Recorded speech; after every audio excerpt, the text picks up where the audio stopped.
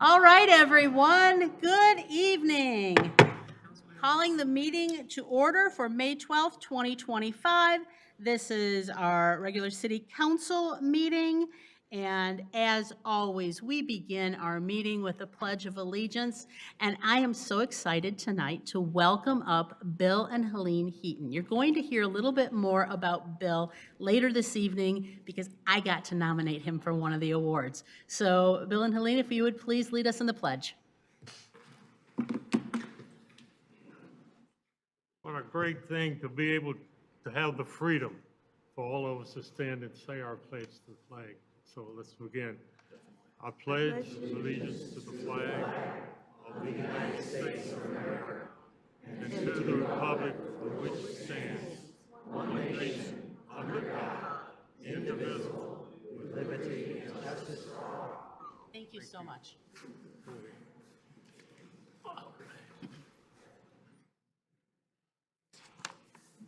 All right, we begin with approval of the regular session agenda. Is there a motion? Mayor, can we do roll call? Roll call. Why don't we do roll call? Thank you. Thank you. Council members Excited to Aldred, just dive in. Here. Bulaware, Here. Bruce, Here. Dwyer, Here. Noel, Mayor Rich. Here. Thank you. Okay. Now, I'm looking for a motion for approval of the agenda, please. So moved. Okay, so moved. Support? We have motion and support. This is a regular vote. All those in favor indicate by saying aye. Aye. Any opposed, same sign. Okie dokie. We have a slew of proclamations this evening because we only have one meeting in May. And so we are going to begin with the Frontline Worker Appreciation Month. Thank you, Madam Mayor. So proclamation, Frontline Worker Appreciation Month, May 2025.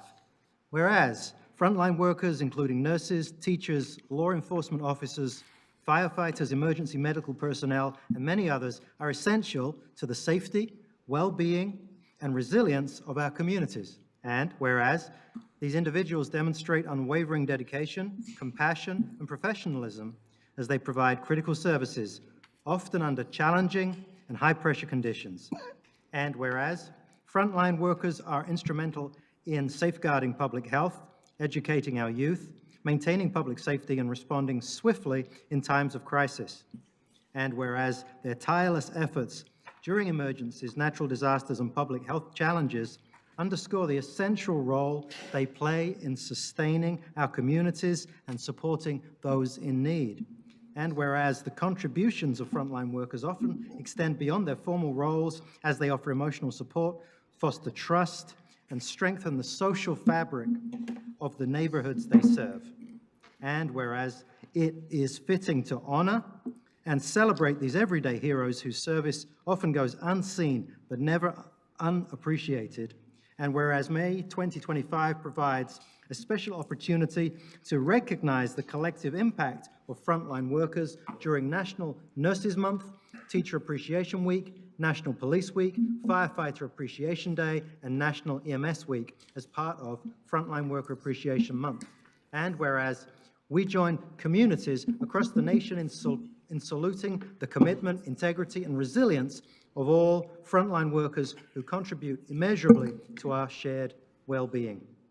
Now, therefore, be it resolved that I, Teresa Rich, Mayor of the City of Farmington Hills, on behalf of the City Council, do hereby proclaim May 2025 as Frontline Worker Appreciation Month in Farmington Hills, and call upon the community to join in recognizing that frontline workers are essential to the operations of the City of Farmington Hills.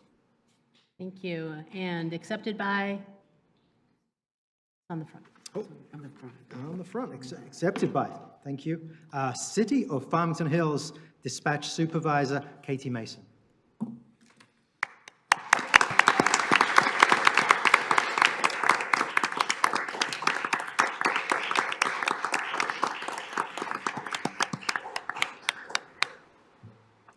Thank you.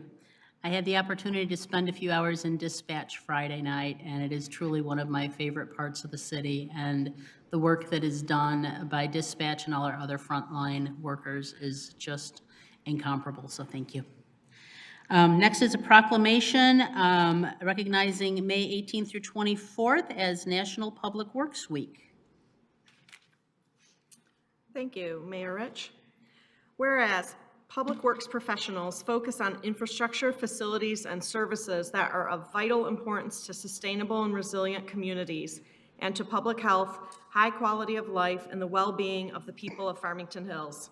And whereas these infrastructure, facility, and services could not be provided without the dedicated efforts of public works professionals who are engineers, managers, and employees at all levels of government and the private sector, and are responsible for rebuilding, improving, and protecting our nation's infrastructure, water supply, water treatment, and solid waste systems, public buildings, and other structures and facilities essential for our community.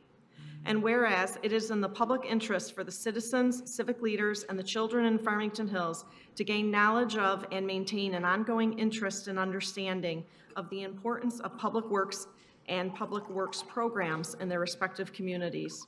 And whereas the City of Farmington Hills Department of Public Services is one of the only 3 organizations in Michigan accredited through the American Public Works Association, demonstrating the city's commitment to excellence in public service. And whereas 2025 marks the 65th annual National Public Works Week sponsored by the American Public Works Association. Now therefore be it resolved that Teresa Rich, Mayor of the City of Farmington Hills, on behalf of the City Council, do hereby proclaim May 18 through the 24th, 2025 as National Public Works Week in Farmington Hills, and call upon the community to join with representatives of the American Public Works Association and the government agencies in activities, events, and ceremonies designated to pay tribute to our public works professionals, engineers, managers, and employees, and to recognize the substantial contributions they make to protecting our national health, safety, and advancing quality of life for all. And we have our Department of Public Works Superintendent Derek Schuler here to accept this proclamation.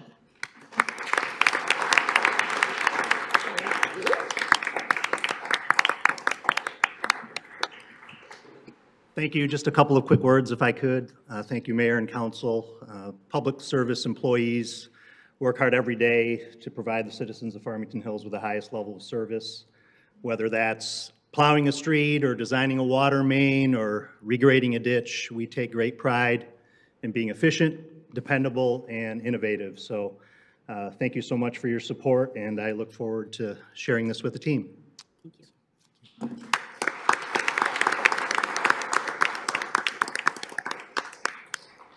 Next up, a proclamation recognizing May 11th through 17th, 2025 as National Police Week.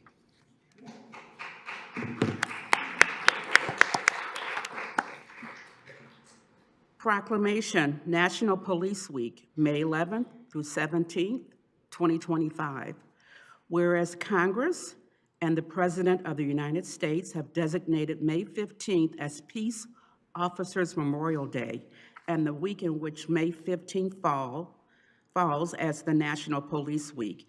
And whereas the National Police Week honors all law enforcement officers and peace officers Memorial Day, pay homage to those who made the ultimate sacrifice in service to the community or became disabled in the performance of duty, and also pay tribute to the survivors of these fallen heroes.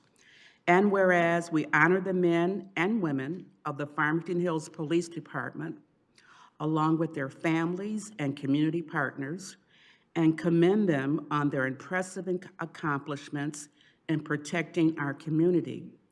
And whereas the Farmington Hills Police Department achieved reaccreditation from the Michigan Association of Chiefs of Police, becoming one of only 9 Michigan police agencies to be reaccredited twice, and currently the largest agency to achieve this prestigious accomplishment. And whereas it is vital that our community members know that Farmington Hills police officers are committed to practicing 21st century policing, encouraging positive community connections, and delivering superior services without prejudice or partiality. And whereas we're grateful to the members of our police department and to the community whose partnerships help to maintain Farmington Hills as one of the safest communities in the state and county each year. Now, therefore, it be resolved that Teresa Rich, Mayor of the City of Farmington Hills, on behalf of the City Council, do hereby proclaim May 11th through 17th, 2025 as National Police Week, and call upon the community to join in recognizing our Farmington Hills police officers, dispatchers, and civilian support staff, and honoring all the dedicated professional law enforcement personnel who protect and serve in communities across the country. Accepting this award from the City of Farmington Hills is our Police Lieutenant, Nick Miller.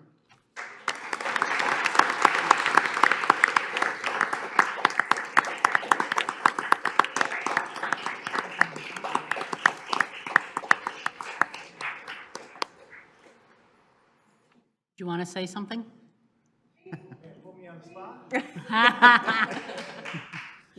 I was just at this podium on Friday for my promotion, so. Sure were. My second home. Congratulations. I just want to thank the mayor, the city council, and obviously all those of you in attendance show that you care about the city, as do we. So I just want to say thank you for this, and thank you for your continued support.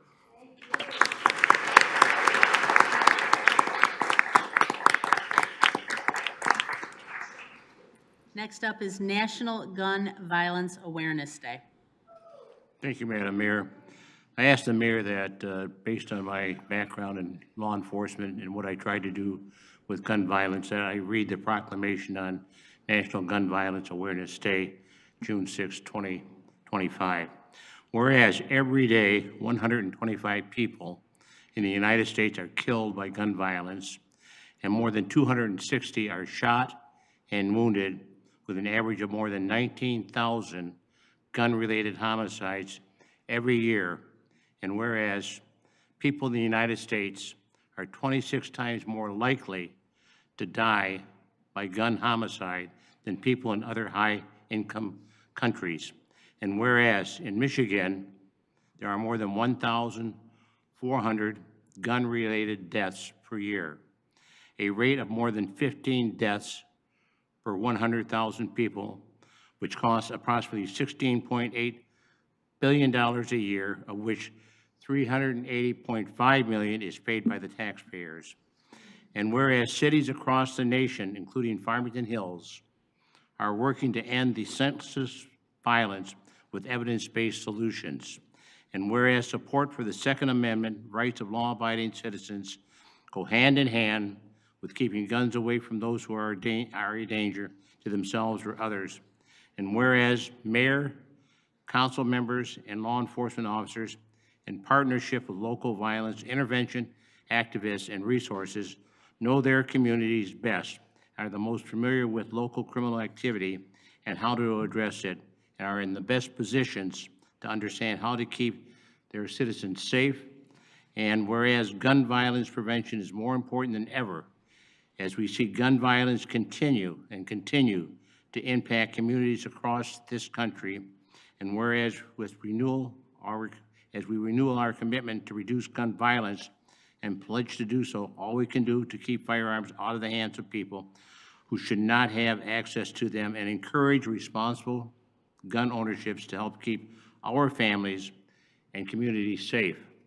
Now therefore be it resolved that I, Teresa Rich, the mayor of the city of Farmington Hills, on behalf of the City Council, do hereby proclaim June 6, 2025 as National Gun Violence Awareness Day, and encourage all community members to wear orange on June 6 to raise awareness about gun violence and honor the lives of gun violence victims, survivors, and their families.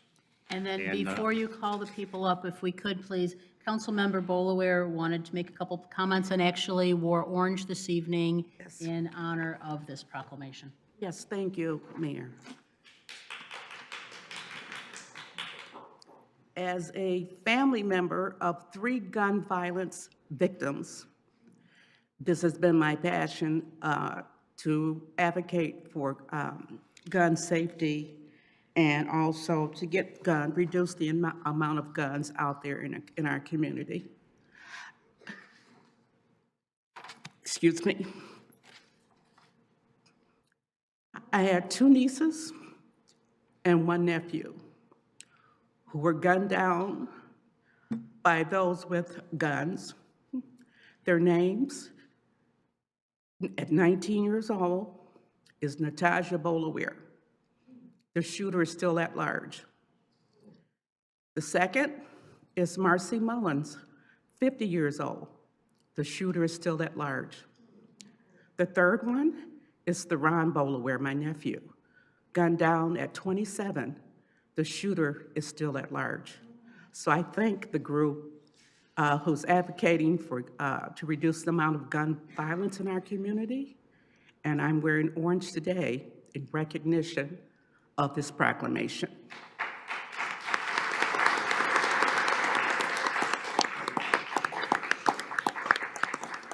I have the residents come up and accept this proclamation. I would like to, on behalf of law enforcement, everyone that's been killed by gun violence, but to me, in our hearts and the officers that are here, the men and women in blue that have that have been killed in the line of duty throughout many, many years. And there are thousands of men and women in blue that have been killed. So with that, a moment of silence, please.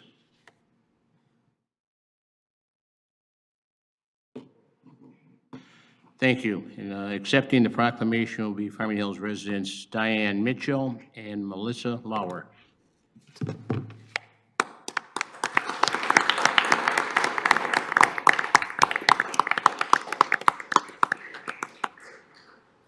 First of all, I'm so sorry for your losses, and thank you for sharing. I know that's not easy to do, so I appreciate you taking the time and a deep breath to do that. So good evening, I'm Diane. I'm here with Mia and Melissa's son Jordan, representing residents of Farmington Hills to thank Mayor Rich and all city council members for proclaiming Friday, June 6th as National Gun Violence Awareness Day. We believe it is important to honor and remember the victims and survivors of gun violence across our nation. The recent passage of gun safety laws in Michigan, including safe storage and extreme risk protection order, is a movement in the right direction. So we are making progress. The 3 of us, along with many other supporters, went to Lansing on April 22nd to advocate for additional gun safety legislation. We asked our legislators to address banning ghost guns and bump stock conversion devices, as well as problems with dealer licensing. However, there's still more work to be done. Please join us in the national effort to bring attention to this ongoing effort by wearing orange on June 6th, the color chosen to honor the memory of too many lives lost and impacted by gun violence. Our goal is for people to ask, why are so many people wearing orange on that day? When we all wear orange on June 6th. So let's make it a show of support for the families across the nation who have been so sadly and unnecessarily affected by gun violence. Again, thank you, Mayor Rich and council members for issuing and supporting the gun violence proclamation in the city of Farmington Hills.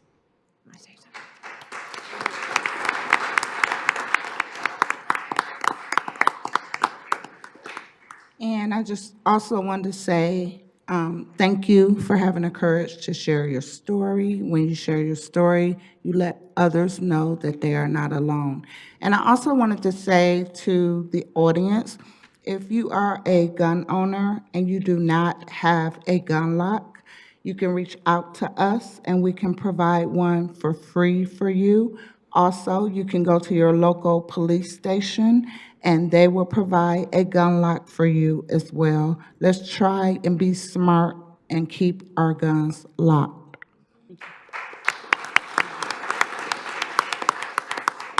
And Mia and Melissa, and could you all come up for a photo, please? Councilmember Bolaware, would you like to be down there with them or up with us? Mayor Pro Tem, do you want to be down there with them or up with us for the photo? Okay. All right. Huddle up, council. You're welcome. You're welcome. Yep, we got people coming for you. We're doing all of them? No.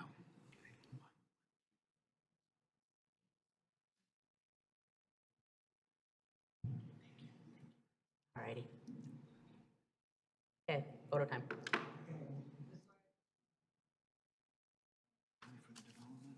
Thank you.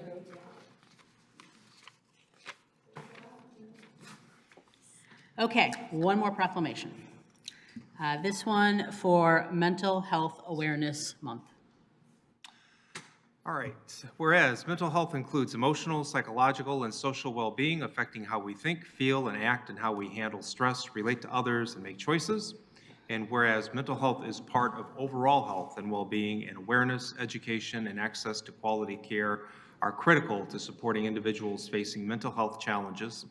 And whereas 1 in 5 adults in the United States experiences a mental health condition, and stigma continues to be a barrier that prevents many people from seeking the help that they need. And whereas 50% of all mental health disorders begin by age 14, 75% of all mental health disorders begin by age 24, and suicide is one of the leading causes of death in the United States. And whereas evidence-based mental health or mental and behavioral health training teaches people how to recognize signs and symptoms of mental health and substance use challenges, and provides skills to assist people who may be facing a mental health crisis.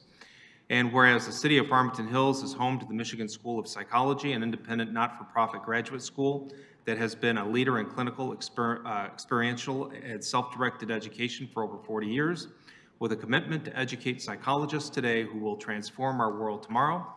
And whereas investing in mental health and safety is critical to building strong workplaces and strong communities, and now therefore be it resolved that Teresa Rich, Mayor of the City of Farmington Hills, on behalf of the City Council, do hereby proclaim May 2025 as Mental Health Awareness Month and call upon community members, government agencies, public and private institutions, businesses, and schools to take action to strengthen the mental health of our community. And accepting the proclamation is Ms. Tanya Nordhaus.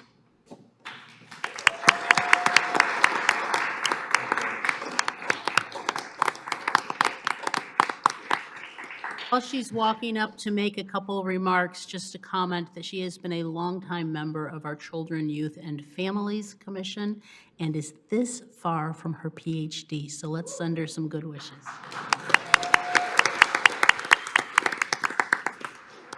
In my PhD, I've studied mental health issues with LGBTQ, and we have to end the stigma of getting help. And while we're taking care of our people here in Farmington Hills, we need to take care of the mental health of our people. Thank you. Thank you.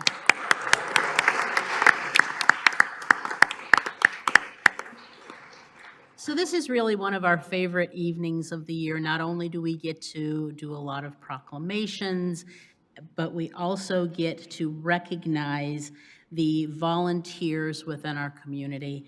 And so with that, I am turning it over to our esteemed Judge Marla Parker for recognition of Children, Youth, and Family Volunteer Awards. Good evening, Your Honor.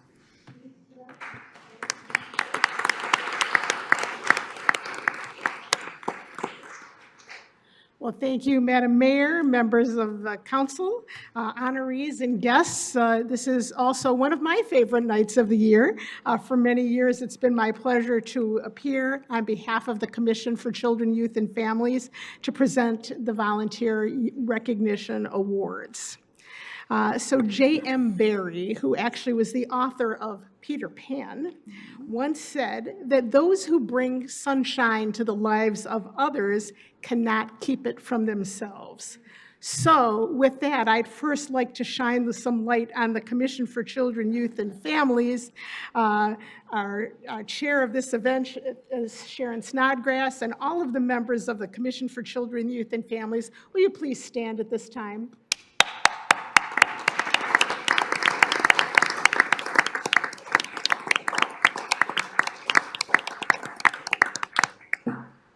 Well, thank you. And we're here tonight to celebrate volunteer service and those who serve Celebration is one of the most important points of service, and no matter how you serve, whether it's alone or in a group, with an agency or a self-organized project, whether it's for a day or for a year, you should always celebrate what you've accomplished. Now, recognition is a part of celebration. It's a chance to thank those who are involved in community service, those who have invested their time, their energy, their attention, and their resources to benefit others. And this celebration and recognition is our way of letting people know their service is seen and appreciated. Now, tonight, we'll present awards in a number of different categories: youth awards, family awards, adult, business, organization, the Romney Award, and the Nancy Bates Distinguished Public Servant Award. Each of these people or groups have been nominated by members of the community for recognition, and we thank those nominators for bringing them to our attention. We'll start first with our youth awards, and we're going to call all three of our honorees up together, and that would be Amelia Nordhaus, Navia Marugan, and Guarahari Kathirasan. If you would please come forward. Now,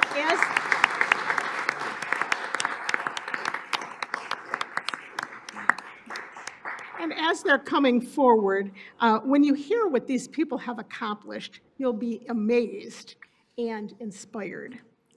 And we'll start with Amelia Nordhaus, a name that should sound vaguely familiar.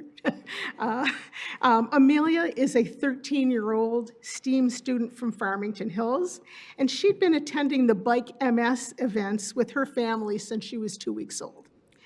Now, at 5, she told her mother she wanted to have her own bike-a-thon for her friends, and that's how she got started at 5. Just a few months after that, she has since organized 4 Amelia's Little Bike-a-thon for MS events, 2 Amelia's Little Workout of MS events on Zoom during COVID, and she's hosted numerous Amelia's Little Lemonade stand for MS events.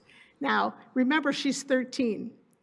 She has raised nearly $10,000 for the National Multiple Sclerosis Society.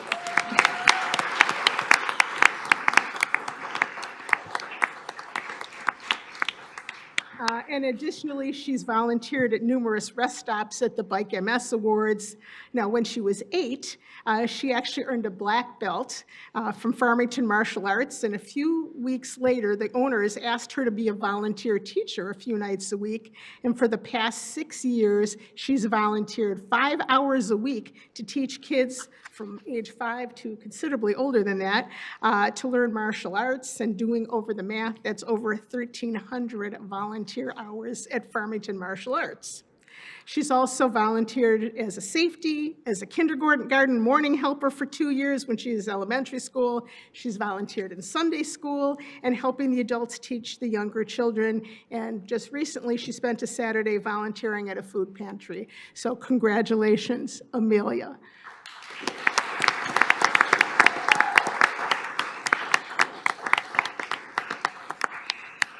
Our next honoree is Navia Marugan. She's actually received not only 1, but 2 nominations. And this 8th grader has been a leader of the Volunteer Healthcare Club at STEAM Academy and at Hillside Elementary. She has several notable accomplishments in HOSA, which is the Health Occupation Students of America. She won a gold medal at the 2023 regional competition, a gold medal in the state competition that year. She represented Michigan in the 2024 international competition, which took place in Houston, Texas, and earned a bronze medal for finishing in 3rd place. She believed that many kids would be interested in exploring careers in the medical field as they grow up. So she started a no-cost, knowledge-sharing healthcare club at STEAM Academy for students in upper elementary, spanning for 5 sessions from February to April. She inspired the children with lessons, hands-on activities, and bringing in guest speakers to directly interact with them, which includes some former Farmington Public School students who were pursuing careers in medical sciences. And being a former student at Hillside Elementary, she also volunteered to extend the club to Hillside. Now, her nominator stated that her compassion, dedication, and leadership have been nothing short of inspiring. Organizing and guiding volunteer efforts at such a young age shows remarkable maturity and heart. She's made a real difference in the lives of others, and they're so proud to have her as a role model in our community. So the future of healthcare seems brighter already. Congratulations.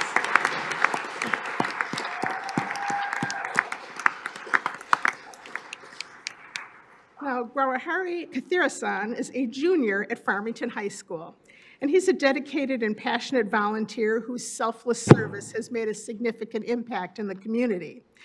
Since August of '22, he's devoted his Sundays to volunteering at his local temple, accumulated over 200 hours of service. His contributions range from assisting in Sunday school, where he patiently engages with young learners, to washing pots, serving meals, and playing drums in the temple's music band. His creativity shines through his involvement in dramas, writing scripts, managing audio mixing, and supporting the drama team in various capacities. His gentle and respectful demeanor endears him to both children and elders, making him a beloved figure in the community. His humility and enthusiasm in serving others reflect his deep commitment to the values of kindness and devotion. Now, beyond his temple service, he's extended his volunteerism to Henry Ford Hospital during the summer, contributing 60 hours in crucial roles such as medicine dispatch in the pharmacy, patient transport. And his calm and compassionate nature was especially appreciated by the patients, many of whom expressed gratitude for his kindness and assistance. Now, whether he's serving meals at the temple or helping patients, he embodies the spirit of selfless service, and his ability to connect with people of all ages, his unwavering commitment, and his genuine desire to uplift others make him a deserving honoree tonight. Congratulations.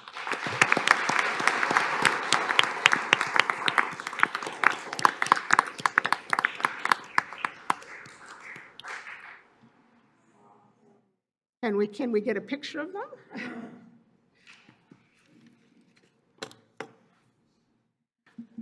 And while we're all taking photos, I'm going to ask that all the honorees stick around, and at the end, we'll try to get a group photo of all the honorees with council. Congratulations.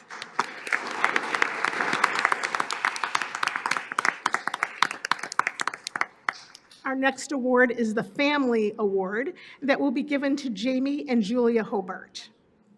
Now, this mother and daughter team were nominated by the Nature Center. So Jamie and Julia are consistent volunteers who come into the Nature Center every single Friday to care for the animal ambassadors. They ensure that the animals are fed, watered, and healthy. Now, caring for animals takes patience and attention to detail. They have to follow the diet guidelines, make sure the humidity is good, create an enrichment to entertain the animals, and noticing when something goes wrong, and so much more. And Julia always makes sure that Moon the rabbit gets extra love and attention and socialization, while her mom, Jamie, makes sure everyone gets the proper foods. They go the extra mile to engage with visitors and teach them about the animals as they care for them. Now, Julia has recently taken a big jump in her volunteering responsibilities and has chosen to be an assistant for one of the nature programs.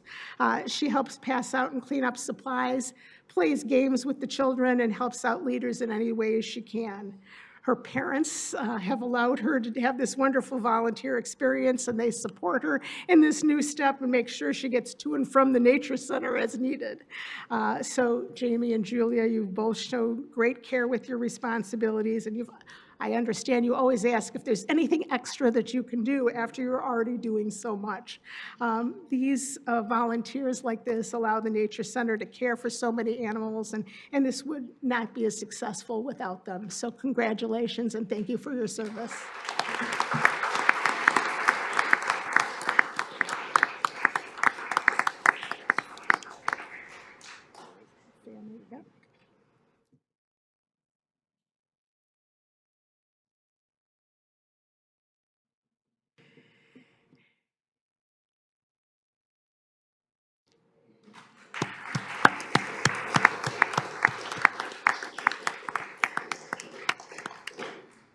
have 5 adult honorees this year, and I'd like to call them up now. And those honorees are Bill Heaton, Joshua Taylor, Ron Gadoth, Dan Chrysler, and Beth Cooley.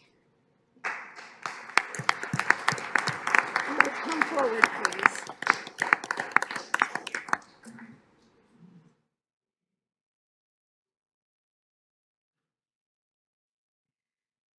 So as he comes up, we're going to start with Bill Heaton, who I know the mayor has recognized earlier and so did such a nice job with the pledge.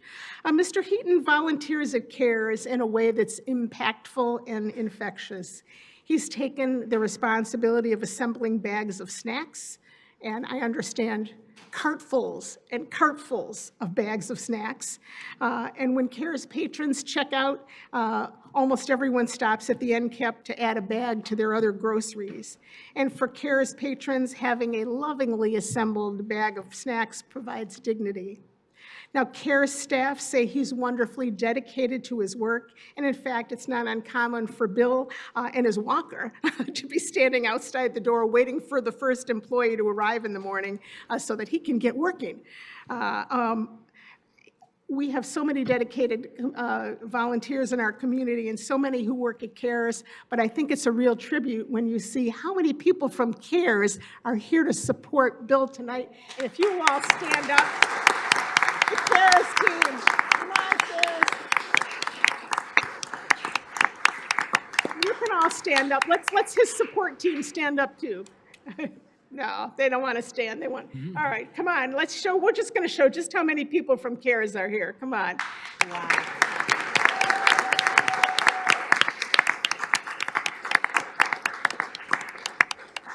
Thank you. Now, Joshua Taylor, I don't know if Joshua Taylor is here, but Joshua is 30 years old, and he's been diagnosed with Ehlers-Danlos syndrome. And over the past year, he has made a choice to use his voice toward making the community better for people of all ages with disabilities.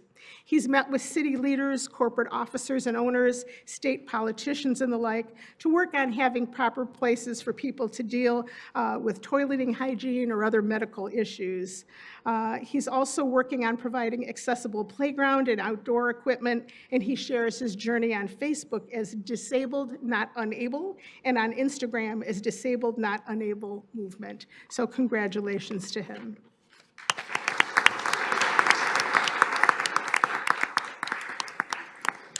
Ron Gadoth, who I don't know if he's here.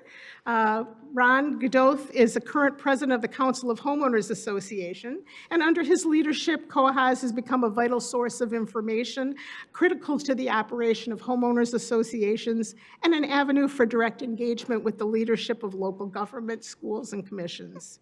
Quarterly presentations organized by Ron have improved the effectiveness and efficiency of homeowners associations and alerted them to changing laws and regulations that affect them and the neighborhoods they serve. And Ron has organized local government candidate nights, state of the city presentations by the mayor and city manager, and talks by the city clerk, the school superintendent, and the county water resource commissioner. Ron's efforts have made the homeowners associations more informed, more effective, and better prepared to serve and benefit the residents of Farmington Hills.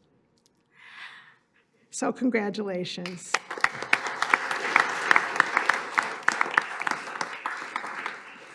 Now let's get back to the Nature Center.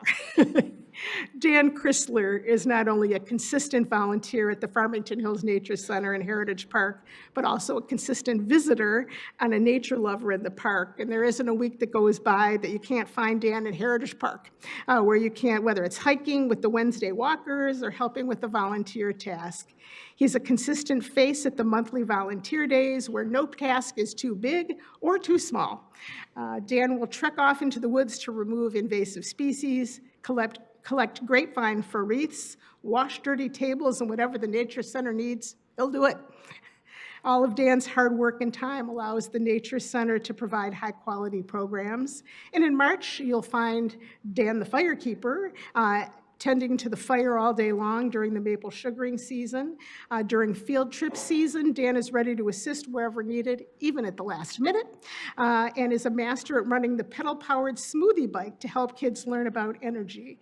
His nominator said, whatever the task, Dan's your man. Dan's happy and calm demeanor never wavers, and he'll always greet you with a smile. And the Nature Center is grateful for all the hard work you do and continue to do. Beth Cooley is also a volunteer at the Nature Center, and she's been doing that for many years. She brings a positive attitude and is ready to tackle tasks needed to keep the park beautiful. Her busiest time as a volunteer is in the fall, when she takes charge of preparation for wreath making. She ensures that throughout the volunteer days, September through November, they're collecting grapevine. She shows volunteers how to collect the grapevine and how to wrap it into a beautiful wreath. And it's no small feat to ensure that enough grapevine is collected and wrapped to make 70-plus wreaths every year for program participants.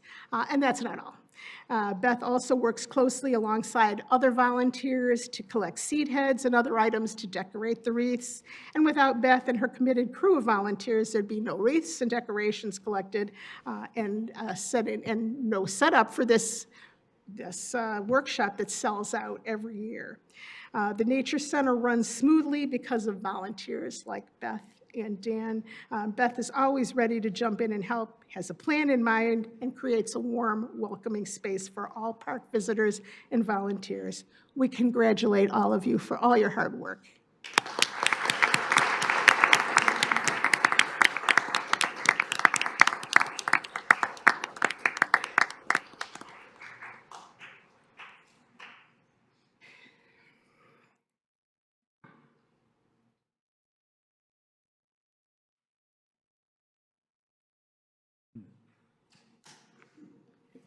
Thank you.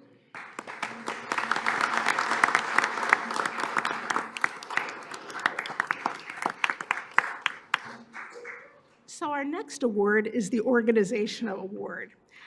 And I know in past years, we've honored a number of people who have volunteered at the Y, but this year, we honor the Y itself. And I believe Doug is here to accept the award.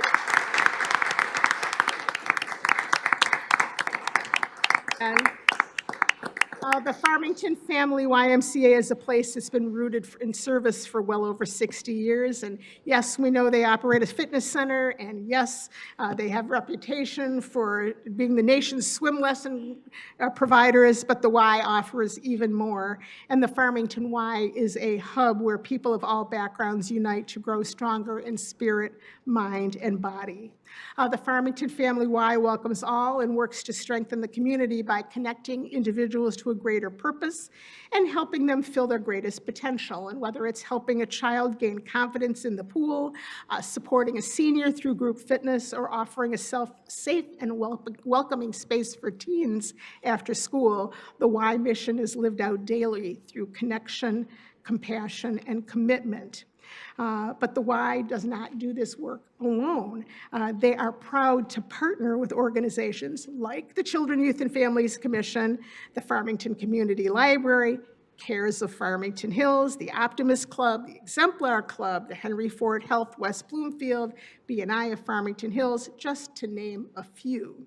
They have worked side by side with our local high schools on impactful food and coat drives, and have recently joined with the City of Farmington Hills Emergency Preparedness Commission and the Alliance of Coalitions for Healthy Communities to install a Narcan box outside their building, offering life-saving resources to those in need.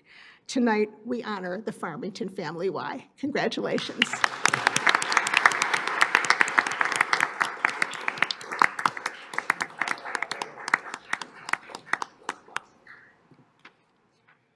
Photo.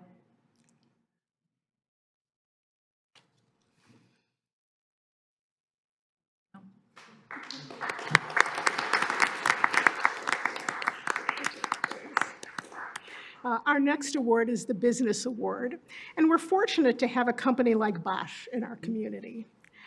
There are so many areas where they've made an impact.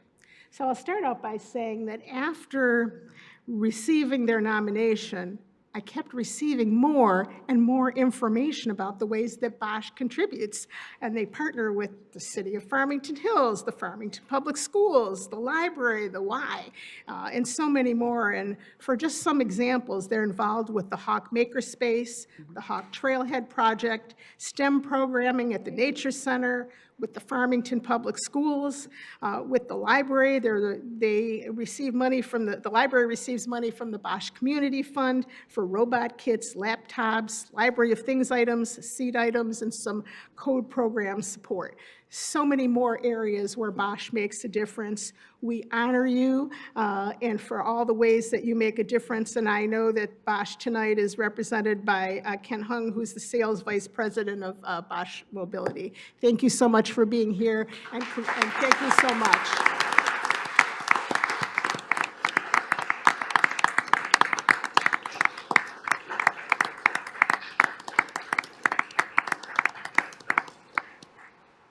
Thank you. Just two more. We're getting there. So the next award that I'm going to present is for the George Romney Volunteer of the Award. Now, the Romney Award is named after Governor George Romney, who was a huge promoter of volunteerism and who personally participated with our commission during the early years of the founding of the commission and encouraged us to present this award. And the Romney Award is presented to someone who has demonstrated a long and broad history of volunteering in the community, and this year's honoree is Kathy Brown. Now, currently, Kathy is on the Farmington Hills Beautification Commission. She serves as its secretary, and the commission organizes the Carol Posby Litter Walk. At some point, she was the past coordinator of that walk. They do, and that's for citywide spring cleanup. They do a spring plant sale at Heritage Park. They also work on the beautification awards for the city. In addition, not only is she on the Beautification Commission for this city, but she's on the Beautification Council of Southeast Michigan, where she serves as the corresponding secretary. And that council endeavors to restore and preserve and enhance the beauty of Southeast Michigan, encourages and promotes cooperation among the 74 individuals and community organizations in 5 counties to initiate and advance beautification programs. Now, also, Kathy serves as a trustee on the Farmington Community Library Board. She is the treasurer. She's on the Finance, Personnel, and Facilities Committees, and she previously worked at the Farmington Community Library as coordinator of automation and volunteers for 20 years before she retired, and she's continued to serve our Farmington Hills community as a trustee of the Library Board. She's also a part of the library network, where she is a board trustee and on the finance committee, and that network is a consortium of over 70 libraries in 5 counties, providing a shared automation system, delivery of interlibrary loan and returned items, and a number of other things that group does. Now, as if she weren't busy enough, she is part of the Stamen Acres Civic Association, where she has been the treasurer for 20 years. Now, she moved there with her family in 1957, and she's enjoyed watching our cities grow into the beautiful places they are today. She is the Stamen Acres representative to Koha, as well as, again, if she weren't doing enough, she's currently organizing the Our Lady of Sorrows High School Joint Class Reunion for the classes of 1964 and 65. And yes, I guess there was a high school there before. So thank you so much for your service, and we congratulate you on this award.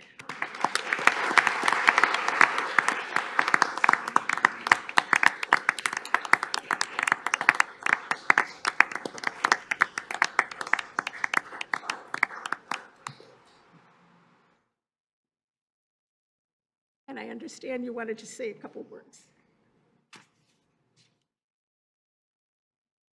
Yes, I wanted to thank Sharon Snodgrass for my nomination and for the commission for awarding me this beautiful plaque. Volunteering is a wonderful thing. I just love it. It's so exhilarating, and it allows me to give back to the community and support the community. And I thank you for this honor.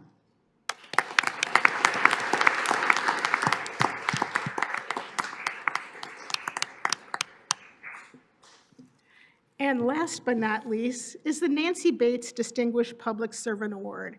And for many of you here, you may have personally known Nancy Bates, who is a former mayor of Farmington Hills. She is the founder of the Commission for Children, Youth, and Families, and she started so many things in our community and was a leader. And we established, this commission established the award to honor a public servant, not only in their official capacity, but for their volunteer and leadership efforts that benefit the Farmington area community. And this year's honoree is Sarah Bowman.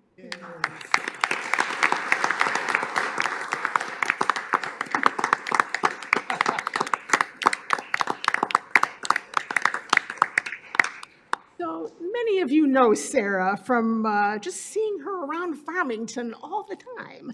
She was born and raised in Farmington and grew up actually in a family of engaged volunteers. She served 8 years on the Farmington Planning Commission, 6 as chair, and was later elected to the city council. She was on the council from 2015 to 2023, including 4 of those years as mayor. Now, during that time, she also served on the Downtown Development Authority and the Grand River Corridor Improvement Authority. She was also a member of the Optimist Club. Now, seeking public service and public office was not the only time she was running. Because she actually founded the Farmington Thanksgiving Turkey Trot, which is now in its 10th year, and started the Lanigan Elementary School Run Club in 2011 that still exists today. And I note personally that she's been married for 25 years and is the proud parent of a 22-year-old son who is serving overseas in the Navy as an explosive ordnance disposal technician. And we certainly thank you for raising a son who would serve all of us. And it doesn't surprise me, the family volunteer gene is continuing on. So thank you so much for your service and congratulations.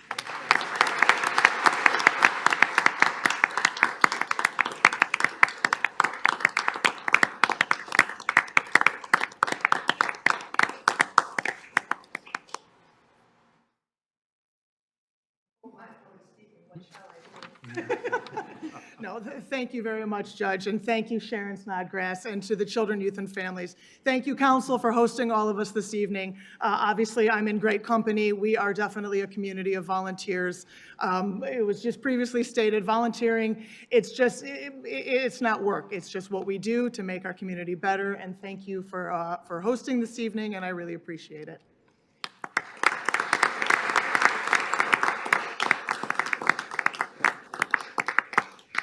Thank you. Thank you once again, members of council and Madam Mayor, for allowing us to take this time during your very busy agenda, doing other things. And if we could just take another moment of your time and have a group photo with council and all of the honorees, if you would come forward to get a photo.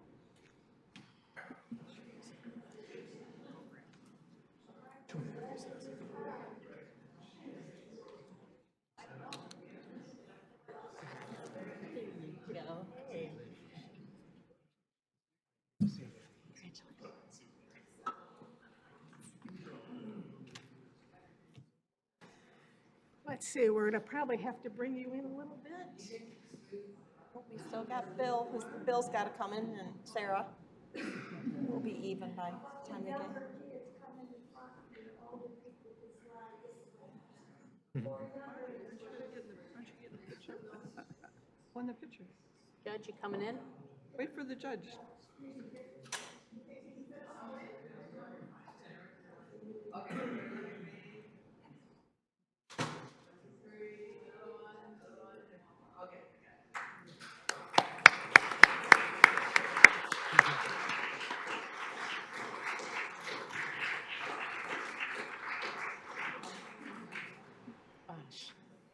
Thank you so much for all your contribution.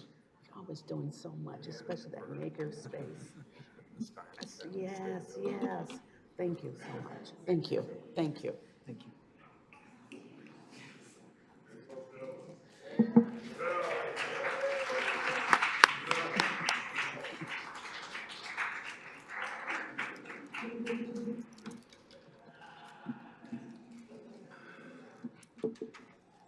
All righty, continuing on, folks.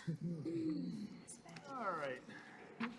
Next item on the agenda are announcements, presentations from city boards, commissions, and public officials. I think we did all that. So we will continue on. Correspondence. Anyone have correspondence they would like to share? Okay, I would like to acknowledge that we have continued to see a little bit of correspondence from residents and beyond concerning the deer herd decision from 2 weeks ago. And we've also received comments on the 13-mile PUD from Beverly Mahalko, Craig LaPointe, Eric Schmidt, Joanne Zekar, Kevin and Nicole Martin, Lindsay Matic, and Lucy and Eugene Shaner. This then takes us to the consent agenda. The consent agenda all items on the consent agenda are considered routine, administrative, or non-controversial by the City Council and will be enacted by one motion. There will be no separate discussion of these items unless a council member or citizen so requests, in which event the items may be removed from the consent agenda for consideration, and it will be read by our Mayor Pro Tem. Good evening. Thank you, Madam Mayor. Number 12, recommended approval of the amendment to the use of city facilities policy to allow for signature gathering at certain city facilities in designated areas. 13, acknowledgement of third quarter financial summary report and quarterly investment report. Number 14, recommend approval of a special event permit for the Farmington Community Library Summer of Story final event to be held on July 28, 2025. Number 15, recommend approval of a special event permit for Ward Church Car and Bike Show to be held Saturday, May 31st, 2025.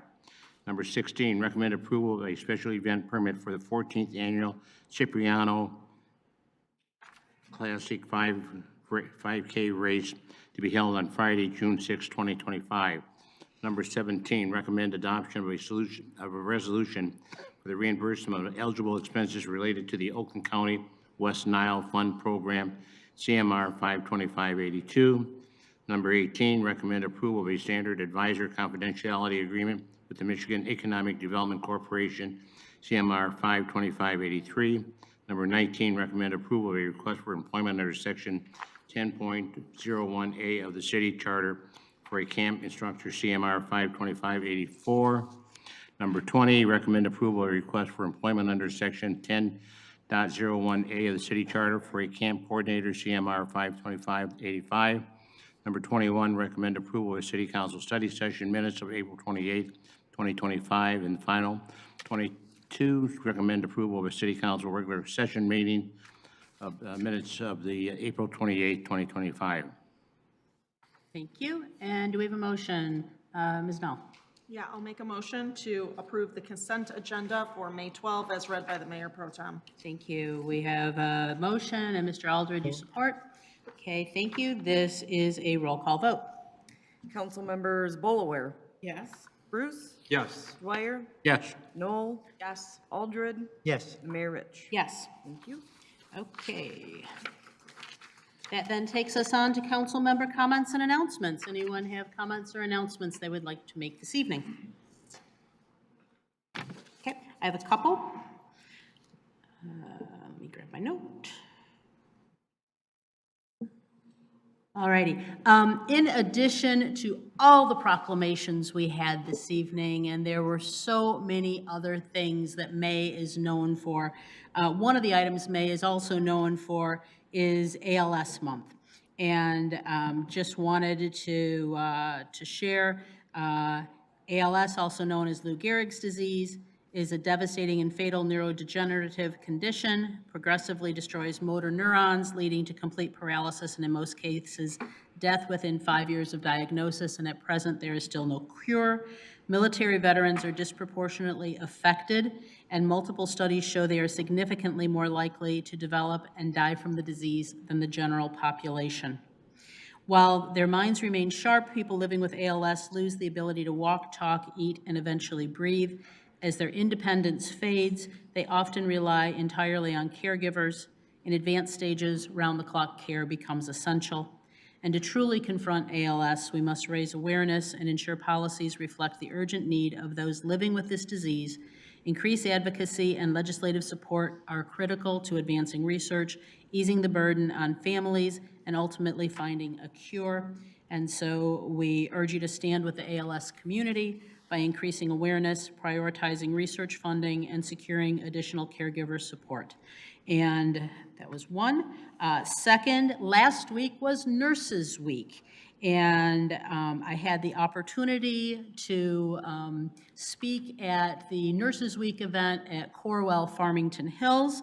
And what an inspirational group of individuals. Wow, the work they do, incredible. One of the teams that was specifically recognized was the team that works in the emergency department and was on duty the morning that we had 12 individuals from our community, including 4 police officers, go to the emergency department all at once because of a fire.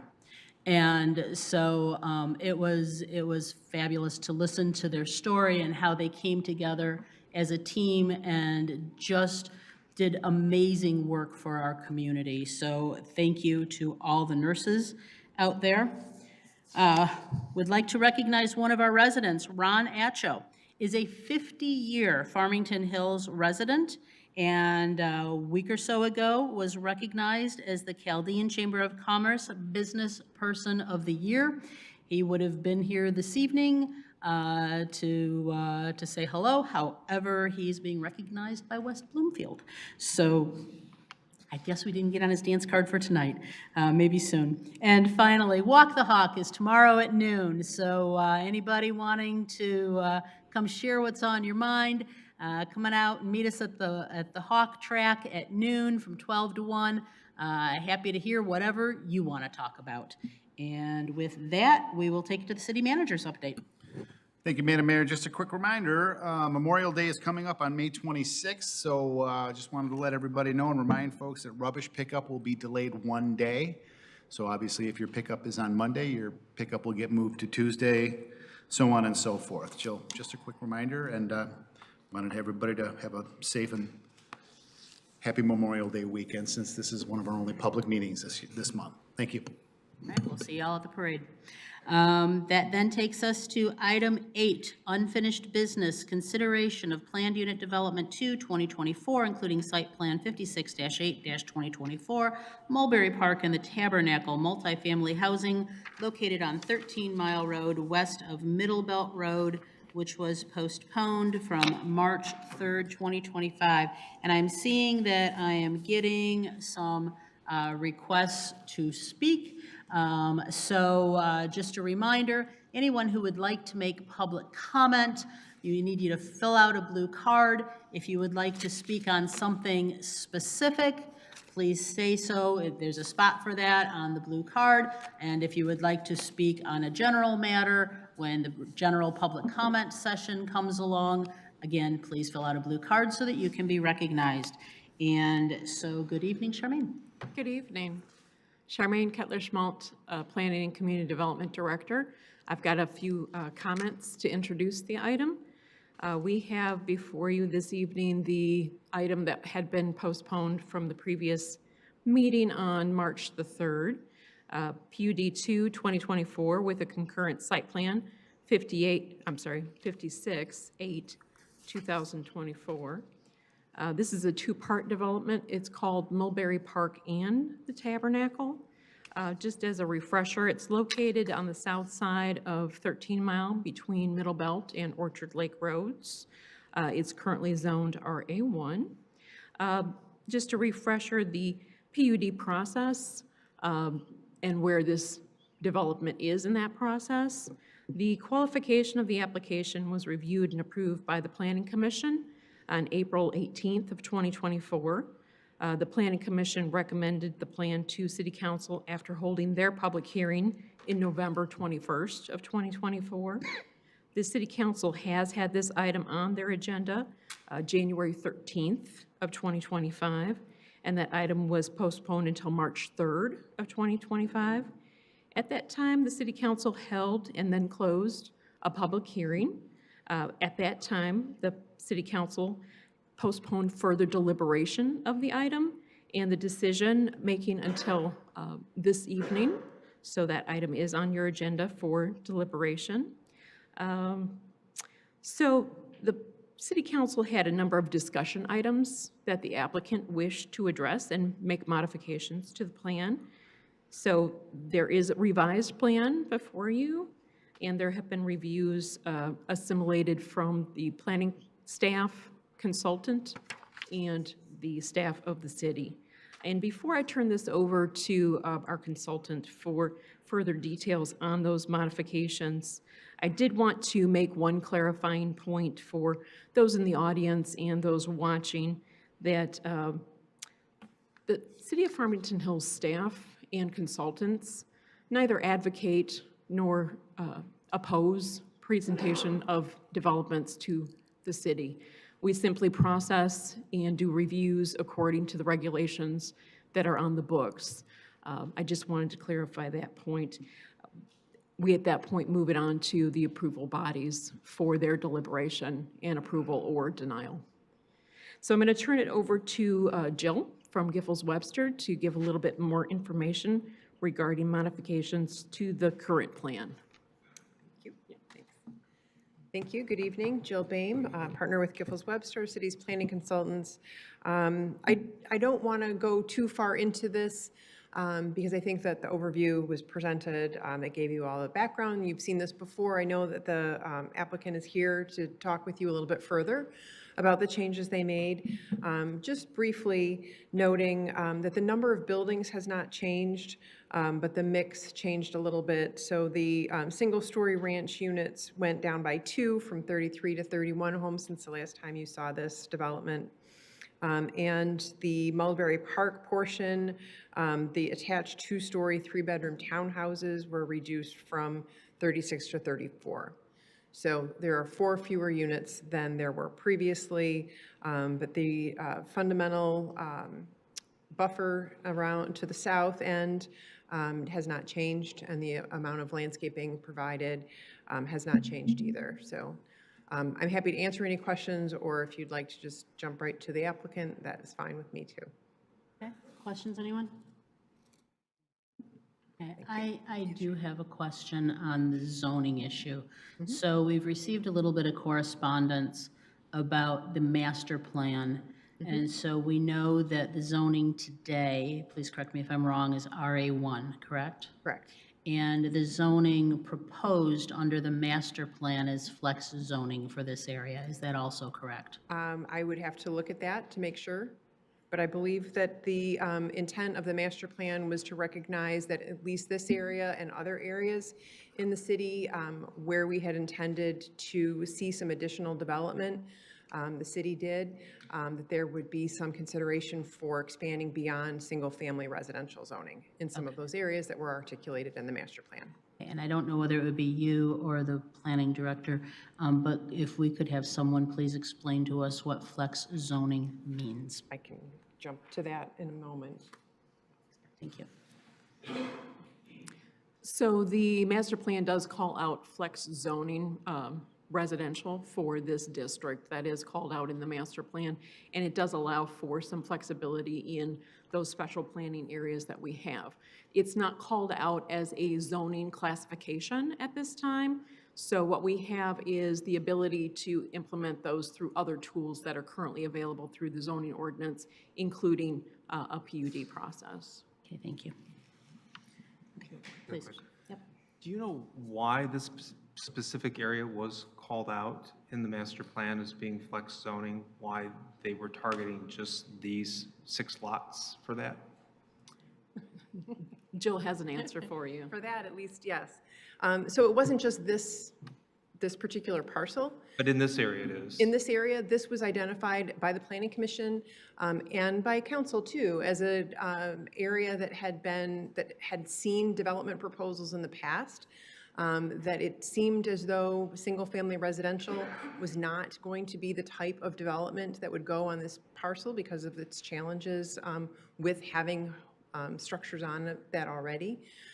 Recognizing the need for additional housing in the community that had been something that came up throughout the master plan process, that this was one of the redevelopment areas that had been called out for a number of years prior in the past master plan as well as being an area of opportunity for additional development, residential development.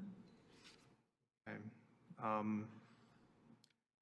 I don't know who can answer this, but I've never gotten an answer to this question, which is, do we know if any of these properties have ever been marketed in the recent past, in let's say the last 5 or 10 years, in any other way? I mean, in terms of being RA1 properties, being attempted to be sold as RA1 properties for just development of single-family homes? I don't know the answer to that, but we do know that we've seen multiple development proposals for this site, none of which have been the 4 to 7 single-family residential homes. That they've not been single-family homes? That they've been multiple things that we've seen. So with this proposal, but then there was a prior proposal that was also attached residential at a higher density than what is the current zoning for the properties. And another question for Ms. Kettler-Schmaltz. Has there been, I think I asked this before, the record of zoning enforcement on these homes? Because to me, it seems like these homes have been allowed to rot for many, many years without any effort to maintain the properties, without any effort to sell the properties. And what is, from your perspective, the enforcement activity on these properties to the owner? Enforcement is active on these properties currently. I don't have information for you as to how the properties were marketed in the past. I'm sure the neighborhood folks have way more information on that than my staff does. But we do have this as an open enforcement location. As many are aware, it takes a while to get through when the owners are not voluntarily moving forward with improvements. Who are the owners of these properties? Moby Investments is the owners. Moby And then Investments. Detroit Baptist Manor owns some of the properties as well. Do they own any of these 6? Detroit Baptist Manor, do they own any of the 6 properties? Detroit Baptist Manor does own some of the property structures, and Moby Investments owns the other. Okay, all right, thank you. Anyone else? Okay, well then, let's hear from the proponent, please. Do you need help with that? You have my, I emailed it to you, but I have it right here. I was in a meeting at Okay, that that's point, fine. so we're going to need to load it on. So let me put this one down. Okay, thank you.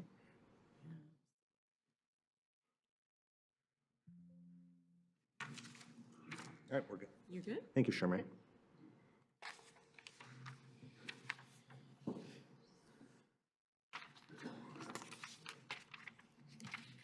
Thank you. All right, well, good evening, members of City Council. It is a pleasure to be in front of you once again this evening. My name is Aaron Schaefer. I'm with Schaefer Development.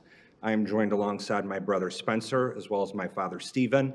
And in attendance, we have Julie Kroll with Fleece and Vandenbrink.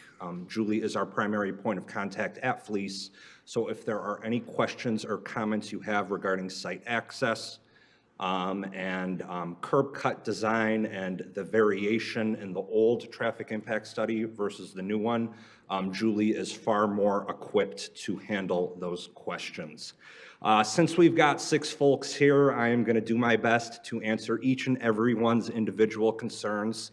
From the very beginning, we've always touted ourselves that we listen and take very good notes. So all of the feedback from the 6 of you have made, I have done my absolute utmost best to address those questions. We'll have some greater detail on density, traffic, as well as stormwater management, which I think will be to your satisfaction. And some of those people who may be on the fence, it is my hope by giving you greater resolution on those 3 items, that might perhaps change your view. Dr. Bruce, thanks for speaking in advance of the meeting, and I did want to address some of the questions that you had. The properties in orange right in front of you, the Tabernacle, are owned by Baptist Manor. 2 of the residents were taken down, so there's just the 1 residence right up to the existing Baptist Manor property along that western property line. The parcels in blue are owned by Moby Investments, and correct, there was a violation notice shortly after the March meeting that was issued for some facade improvements, as well as the gutter and some painting on the facade and general cleanup items. Schaefer Development, we took the initiative to hire a contractor at our own expense to get those cleanup items done. So I'd be more than happy to go out there and walk the site with you should you want to talk about those in any greater detail. But at the moment, all of those items in the violation notice have been resolved. And again, should you have any questions, I'd be more than happy to meet with you or any other city councilor one-on-one to address those specific concerns.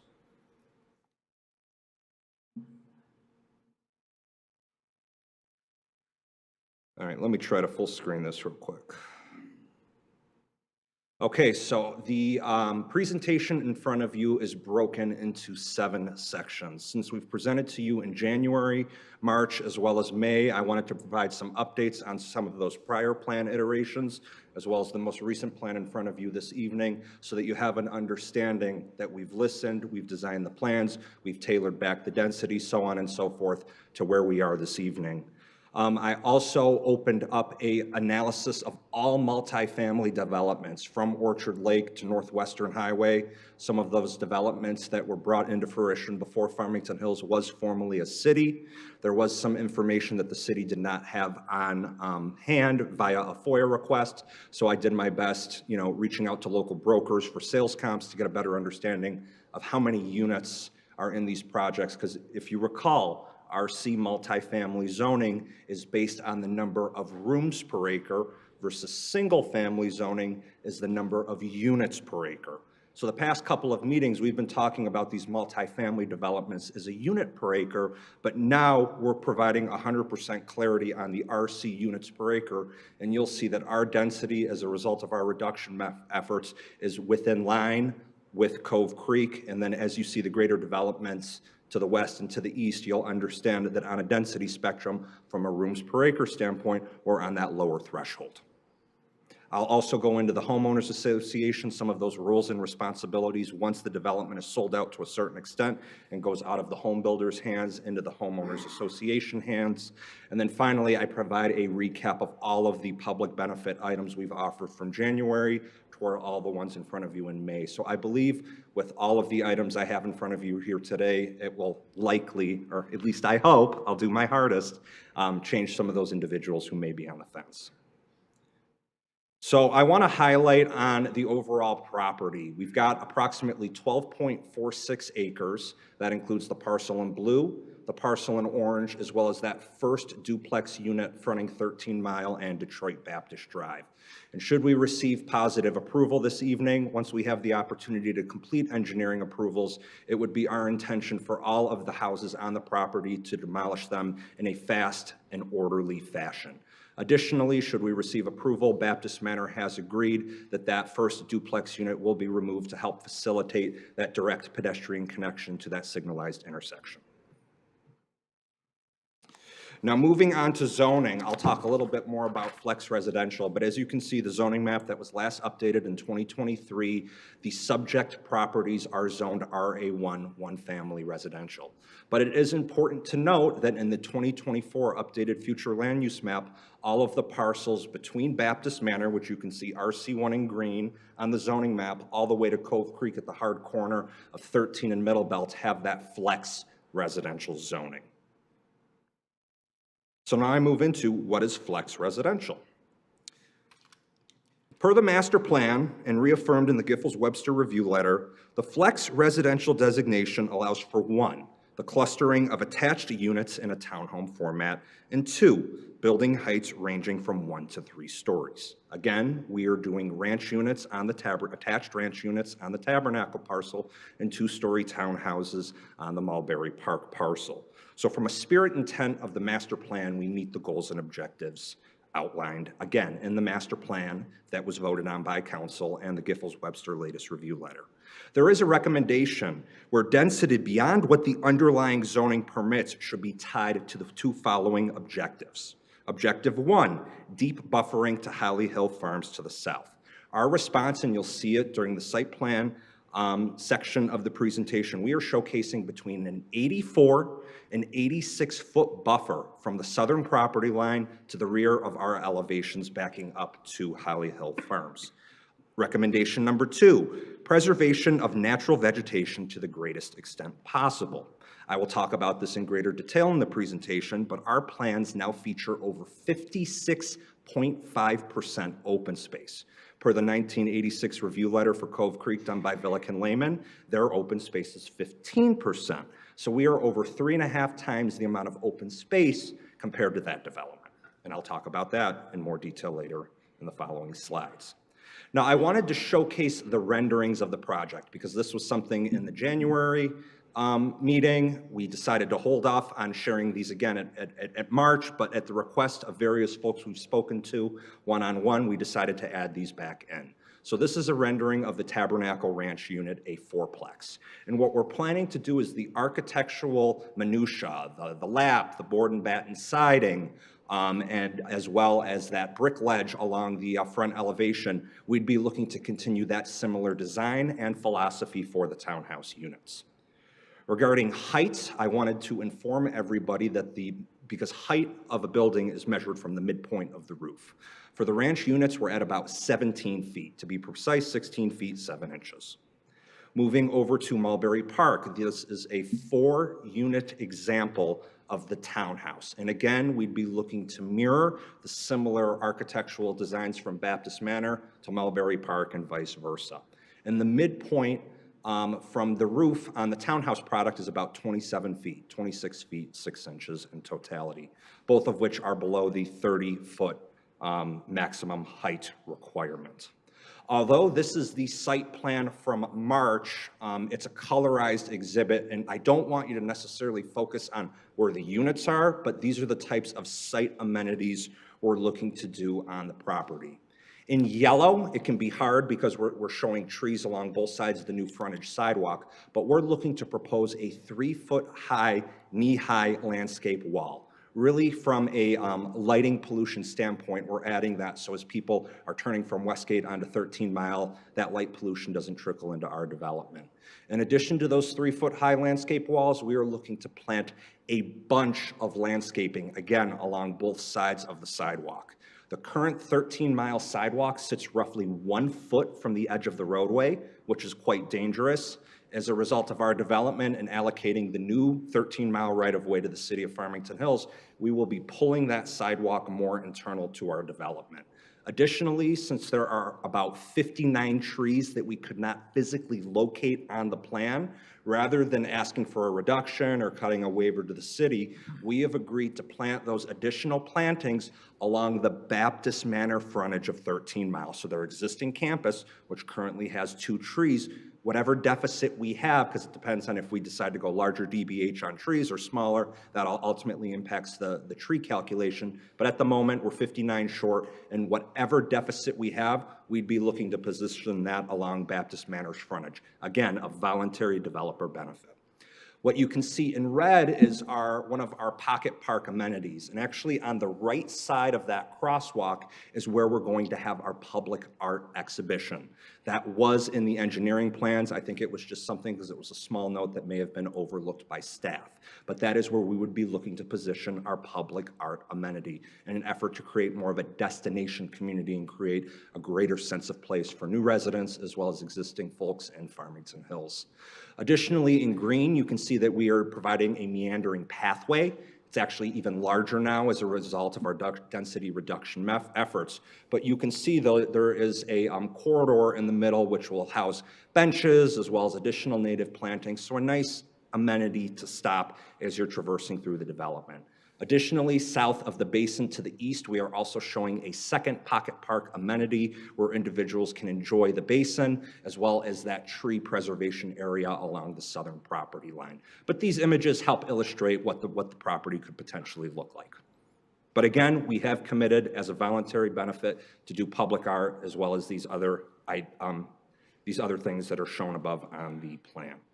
So I wanted to give you a quick update on where we are at following March's meeting. In late March, we had the opportunity to sit down with staff, specifically planning, engineering, and the city manager's office, to review the feedback we received on density and traffic from the March hearing. More to come later in the presentation. Earlier this month, TIA and Economic Development had invited us to a focus group that specifically focused on redevelopment on the Orchard Lake corridor from 12 to 14 Mile and 12 Mile from Orchard to Haggerty. Numerous developers, as well as general contractors and community stakeholders, had attended that meeting.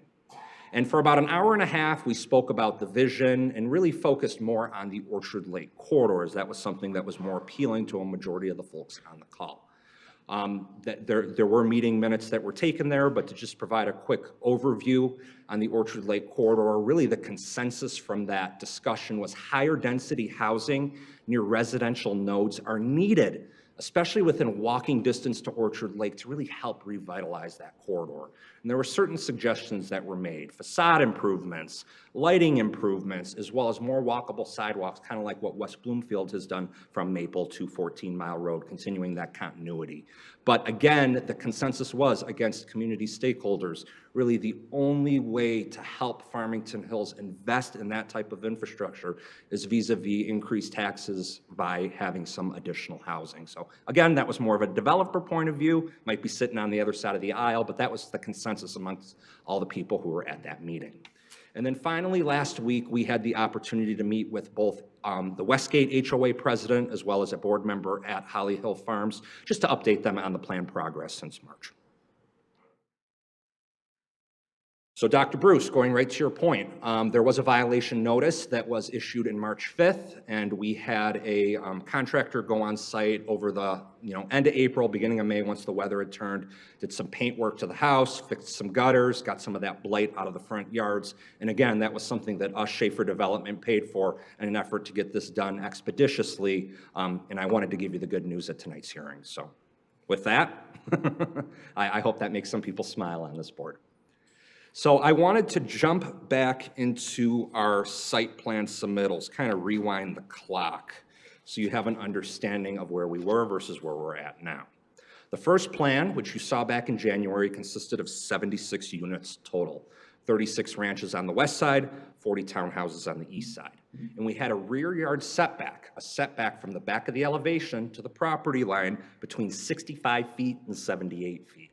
With a 10-foot patio on both the Tabernacle and Mulberry Park Ranch units, that's between a 55 and 68-foot setback. But understand, your zoning ordinance calculates the rear yard setback from the back of the elevation to the property line. It does not consider the patio. But I want to provide some visibility so you understand what that developable footprint looks like. And again, no structures can be placed outside of that patio. So no barns, no junk in the backyard. You got your patio, that's it. It cannot go any further than that.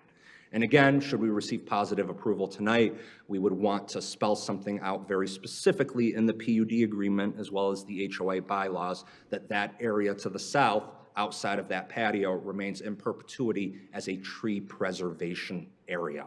To make it a conservation easement's a little tricky, especially because there is a power line right off the shared property line. So whatever mechanism we have to do to provide clarity for years to come, that it is to remain a tree preservation area, we will do whatever it takes to meet the satisfaction of the city in that regard. Move over to the March site plan. You can see we lost 7 units and we were down from 76 to 69 units. On the Tabernacle, we had 33 ranches, so a loss of 3 units from the January plan. And on Mulberry Park to the east, we had 36 townhouses, down 4 from the prior submittal. The setback here substantially increased, about 8 to 19 feet. So the setbacks now are between 83 and 84 feet on the Tabernacle side, that is from the rear elevation to the property line, and about 86 feet on Mulberry Park. We were able to achieve this additional density or this additional setback by clustering those back-to-back units that are closer to 13 Mile Road. Now move over to the May site plan. We are showcasing 65 units. This is a loss of 11 units. Keep in mind too that in March and May, we did do some additional work with our civil engineer and determined that we could have 1 stormwater basin along the eastern property line versus 2. So as a result of that, our eastern setback now to our residential neighbor to the east is 166 feet. Again, we had 76 units, down 69 units, ultimately to the plan in front of you this evening, 65 units. This plan still does contemplate an access to 13 Mile Detroit Baptist with that secondary access in alignment with Westgate. And it was recommended in all of our review letters by engineering, traffic, and the fire marshal to have that secondary access specifically in alignment with Westgate to meet fire and life safety requirements, because there's a certain separation distance you have to abide to, as well as a certain density before you have to start contemplating that secondary access. So again, that is something driven by city staff.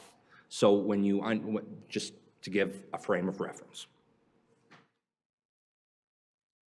So now moving into the site plan submittals, this is a chart that more or less showcases the setbacks. You could see that we've increased roughly 8 to 18 feet from that southern setback, but really the thing I want you to focus on is that last box, number of units facing Holly Hill Farms.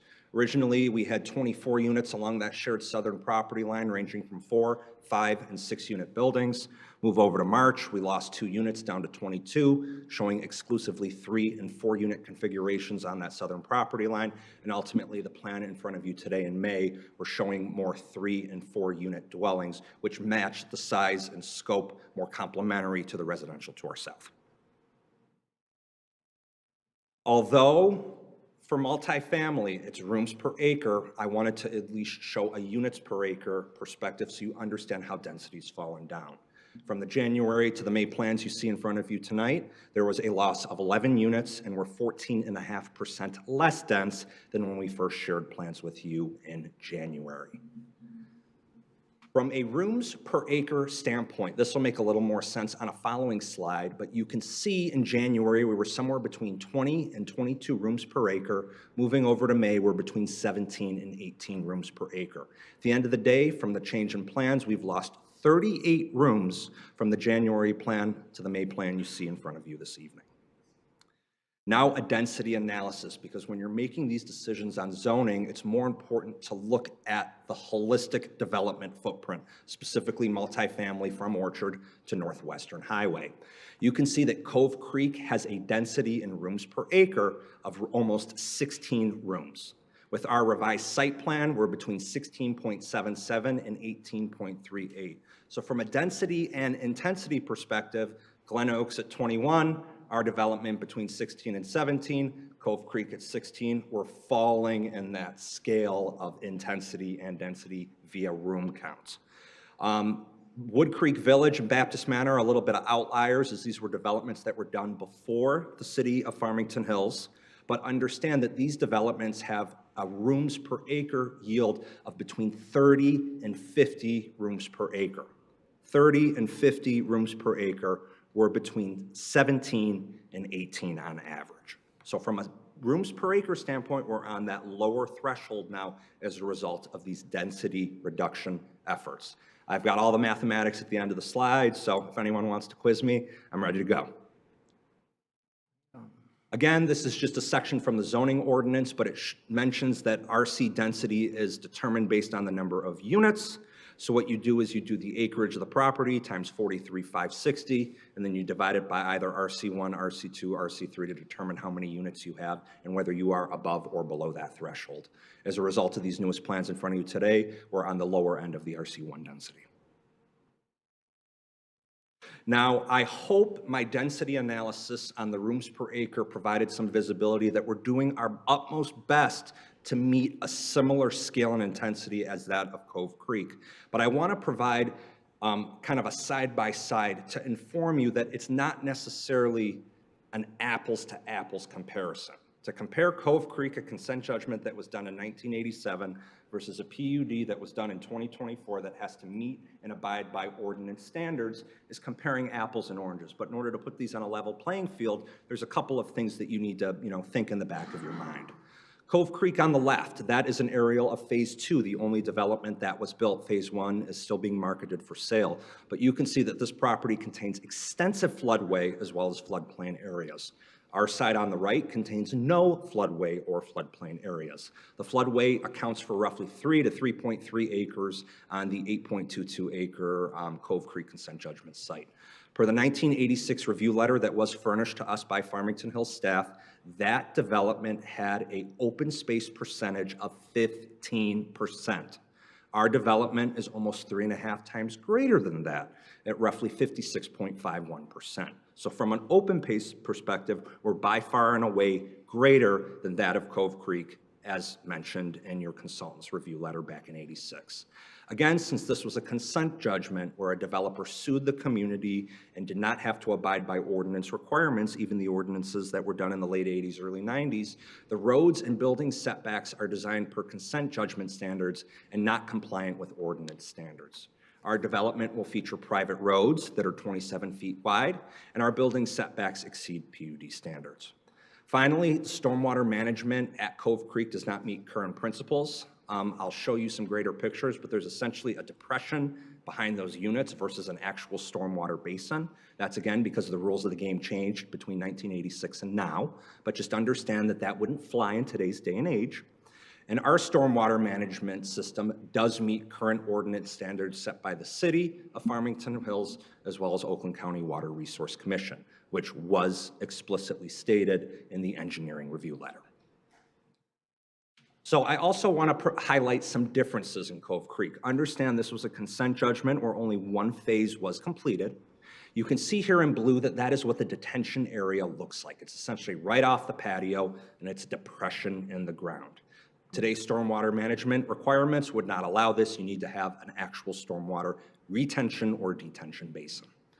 You can see that as part of this consent judgment, there was a plan to have a pedestrian connection as well as culvert over the Pebble Creek to connect both phases 1 to the left and phases 2 to the right. You can see in green, that was the only sidewalk that was ever constructed. That sidewalk and pedestrian pathway to access phase 1 never came into fruition. Also, and it might help for your deer call next year, but there is a hunting blind that is between units 19 and 22 that was never removed as part of this development. So just wanted to bring that to your attention. Again, I wanted to provide a density vis-a-vis rooms per acre analysis so that you can see how our density has shrunk from December to May. Again, Cove Creek at just a hair below 16, we're between 17 and 18 rooms per acre. And again, we are trying our hardest to meet the spirit of that suggestion at the March meeting, match the underlying density of that of Cove Creek. There was also another request regarding traffic, and again, I'll have Julie speak to this in greater detail, but we did have the opportunity in late March to speak with staff, engineering, planning, and the city manager's office to see, hey, is there any opportunity where we could potentially reinstall a deceleration lane right where I have that aerial right there between the sidewalk and eastbound 13-mile road, or I'm sorry, westbound 13-mile road. After looking at some surveys as well as speaking with staff, we identified that there were really two key constraints that would inhibit the ability to construct a deceleration lane.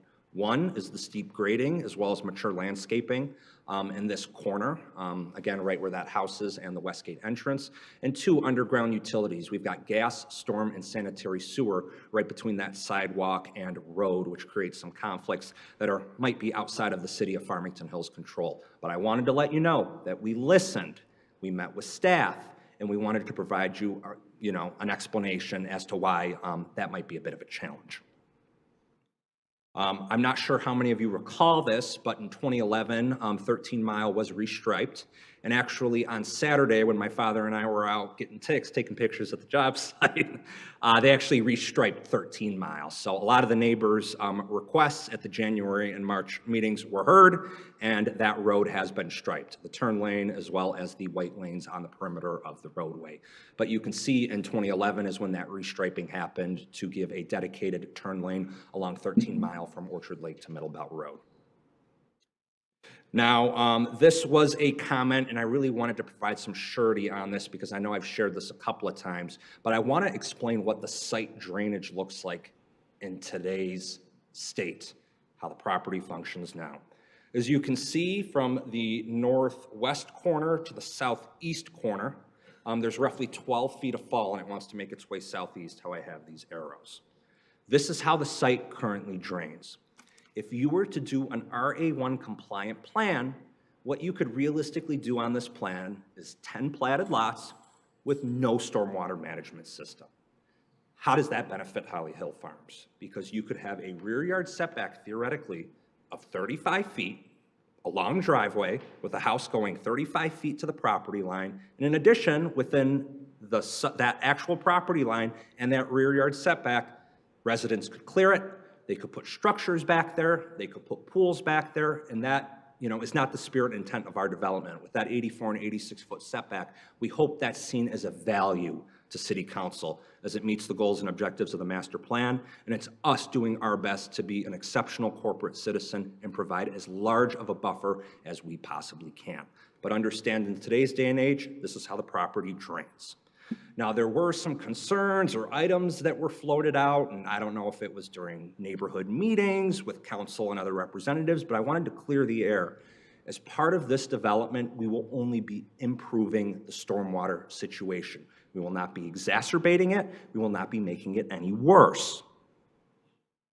As part of our development, all of the area in white, basically from that southernmost elevation where that blue line is northward, all of that water is going to be captured, stormwater runoff is going to be captured either through the beehives in the side yards or rear yards, the storm swales, or the stormwater management along the road to funnel into that eastern stormwater basin. Again, that basin will hold onto the water. It is designed to accommodate 2 back-to-back 100-year flood events. So understand with this basin, it is going to significantly improve the concerns that residents are experiencing today. The only area in blue that is where the natural runoff will occur. Our roof drains are tied into the stormwater, so all the water from the roof will make it into the downspout and ultimately make its way into the basin. The reason we don't want to impact this roughly 2 acres along the south is we don't want to do additional grading above and beyond what we absolutely have to, as well as preserve a lot of that mature landscaping that has grown there. And again, wherever there's areas where it's light on landscaping, and you'll see some of the images when we walk the property, we will be putting additional trees in those areas. So just understand the areas that are light between the southern property line and neighbors to the south, we will be filling that as part of this development effort.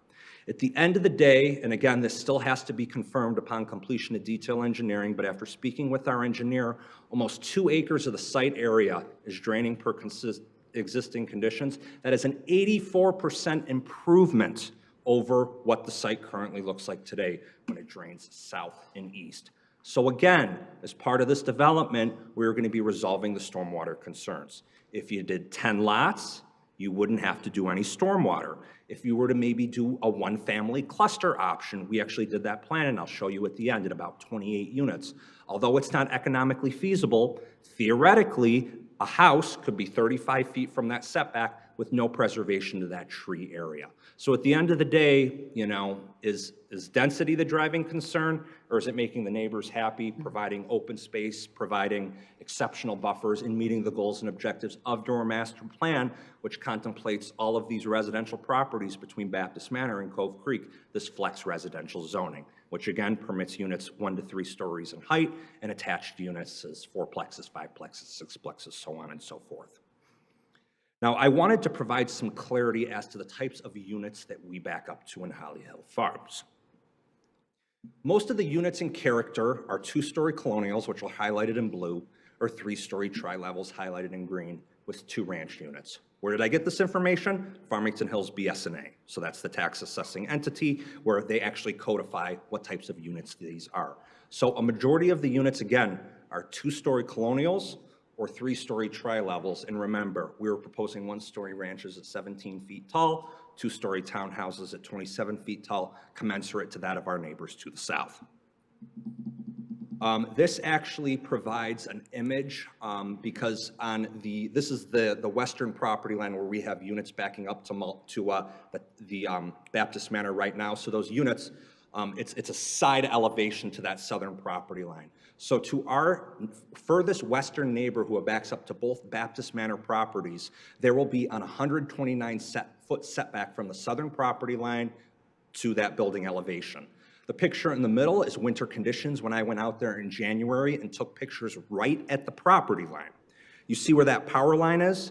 That power line is roughly 5 feet into the Holly Hill Farms neighbor setback. So I did my best to position that red dot approximately 5 feet from that power line. And then to the right, when my father and I were out there on Sunday, this illustrates an 129-foot setback from that side elevation to the southern property line. You cannot see to that house. And again, wherever there's areas where you might be able to see, we will be looking to plant additional landscaping there. Specifically along the southern property line, it is our goal to do more of an evergreen tree that retains foliage all 4 seasons. Much bigger improvement. But again, I want to show that we're getting creative, we're going out of the box, we're going above and beyond as part of this project. Now finally, I wanted to showcase the 4 residences that will back up to that 84-foot setback for those Tabernacle Ranch units. You can see on the left, that illustrates a roughly 84-foot setback. The picture's in the middle, winter conditions, and then that 84-foot setback in summer conditions. And my dad and I went out there with a 100-foot tape measure, so we did our best. But you can see a little bit of the houses in there, and again, wherever there's gaps in the foliage, we will be doing landscape plantings there. Finally, here are the remaining residents that will back up to Mulberry Park, the 2-story townhouses. So you can see on the left illustrates 86 feet, the 4 residences during winter time, and then ultimately the summer conditions. I apologize, it shouldn't say 129 up there, it should say 86. But essentially, this is an area on one of the properties where it's more of an open field. As part of this development, we will be planting additional trees there, so I hope that does go a long way with you folks who may be on the fence. We've also had the opportunity to speak with many neighbors at Holly Hill Farms and Westgate. We've had the chance to meet people at their residences who have been interested, and folks have said, listen, if you could help work with me to strategically place trees specifically on that southern property line, past the fence, past the power lines, you know, that would be wonderful. And to the people who have been interested in meeting, we've held those one-on-one conversations. Any other folks here who haven't formally been introduced to myself, my father, or my brother, you're more than welcome to come meet us after this meeting and we can hand out business cards. So I wanted to pivot over to HOA maintenance obligations. Again, since this is a townhouse and ranch product, it is being managed by a professional third-party HOA. It's not like a residential development where you have one bad apple who never fertilizes and has dandelions all year on their yard. This is going to be professionally managed. So at the point where there is 75% occupancy, the home builder will initially manage the HOA, ensure compliance, site cleanliness, so on and so forth. At 75% occupancy, that is when it then transitions from the home builder to the HOA board that is then appointed. And they handle everything from road maintenance, pothole repair, snow plow of the internal and external sidewalks, maintenance and replacement of patio porches, decks, windows, facades, so on and so forth, as well as window coverings, ensuring they're complementary. So again, there is a professional third-party group post-development that is ensuring that this site is as beautiful as it was on day one, groundbreaking. Now, I also wanted to provide an overview on kind of the public benefits and how they've evolved. So from a deep buffering to Holly Hill Farms, we're now showing an 83 to 86-foot buffer from that southern property line, exceeding those prior setbacks 8 to 18 feet. From a traffic and access perspective, we now have a primary entrance that is aligned with that 13-mile Detroit Baptist Drive intersection. Again, as part of this development, should we receive positive approval, it is Baptist Manor's intention to remove that first duplex unit. They do have some, intentions to do some development to some of those following units, as these units are some of the oldest, the one that's along the shared property line of Baptist Manor and the Tabernacle, but that's another topic for another day. We also have a secondary access that is aligned with Westgate, meeting the review letters from fire, engineering, and traffic staff. In regards to walkability, as a result of these newest plans, we now have sidewalks along both sides of that internal roadway with a direct vehicular and pedestrian connection to Baptist Manor. Finally, we will be installing a new right-of-way sidewalk along 13, making it a far safer pedestrian experience versus today. From a density perspective, down 76 to 65, loss of 11 units, 14.5% less dense. From the visual impact, those units abutting Holly Hill Farms are now 3 and 4 unit configurations. We had a total in January of 24 units, individual units along Holly Hills. That's now down to 21 units. I'm almost done, so I apologize. Public art installation, again, this is something that is 100% voluntary, but we are looking to do that along the 13-mile frontage to really enhance the streetscape character for both future residents and the broader community. Pocket parks and trails, you can see that we had 2 pocket parks, one more in the middle of the corridor between the 2 projects, one south of that basin, as well as a winding trail with some lush landscaping, really to help create a sense of place for the community. And then we have clear pedestrian linkages on numerous occasions from our development up to 13 Mile with public art as well as native landscape plantings in that area where the public art exhibit will be. From a landscape screening and beautification, we're going to be doing a 3-foot-high knee wall to reduce light pollution. And again, there'll be approximately 59 trees. All depends on what type of DBH we choose.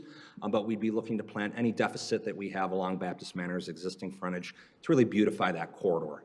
From a stormwater management perspective, again, our stormwater basin has been designed to handle 2 back-to-back 100-year storm events, ensuring site-generated drainage is properly contained. We're also significantly reducing the drainage impact to Holly Hill Farms residents. Now, before we move into the Q&A session, I wanted to share with you the 2 plans. This was a plan we did which anticipates a 1-family cluster option, where there is a density of 28 units on the property, and essentially that entire forested tree stand to the southern property line could be eliminated. There is a 35-foot setback from the rear of those units to the property line where people could place structures, such as decks, pergolas, barns, so on and so forth, and it could be right at the property line. And based on all the feedback we've had from Holly Hills, their biggest item of contention is what can you do to provide us with as large of a setback as possible. Again, this plan doesn't meet the spirit and intent of that, but our attached ranch and townhouse does with 84 to 86 feet. And again, this helps illustrate those red lines there, what the actual setback would be for the multi-family development consisting of the ranch and townhouses versus a plan here. And again, as with a 1-family cluster, you would be required to do a basin, but again, it's that preservation of that area, meeting the goals and objectives of the master plans. This plan clearly meets the underlying zoning, but it doesn't meet the goals and objectives of that plan. Moving over, we did do an RA1 compliant plan, and as part of this plan, you could have 10 individual driveways along 13 Mile Road versus 1 in alignment with Westgate and 1 tied into the 13 Mile and Detroit Baptist Drive. Again, the residents of Holly Hills and Westgate were both on the same bandwagon in regard to traffic. So the fact that we were able to get that connection to Baptist Manor truly is a plus in our book because it resolves a majority of those concerns. And again, that secondary entrance is a requirement by staff.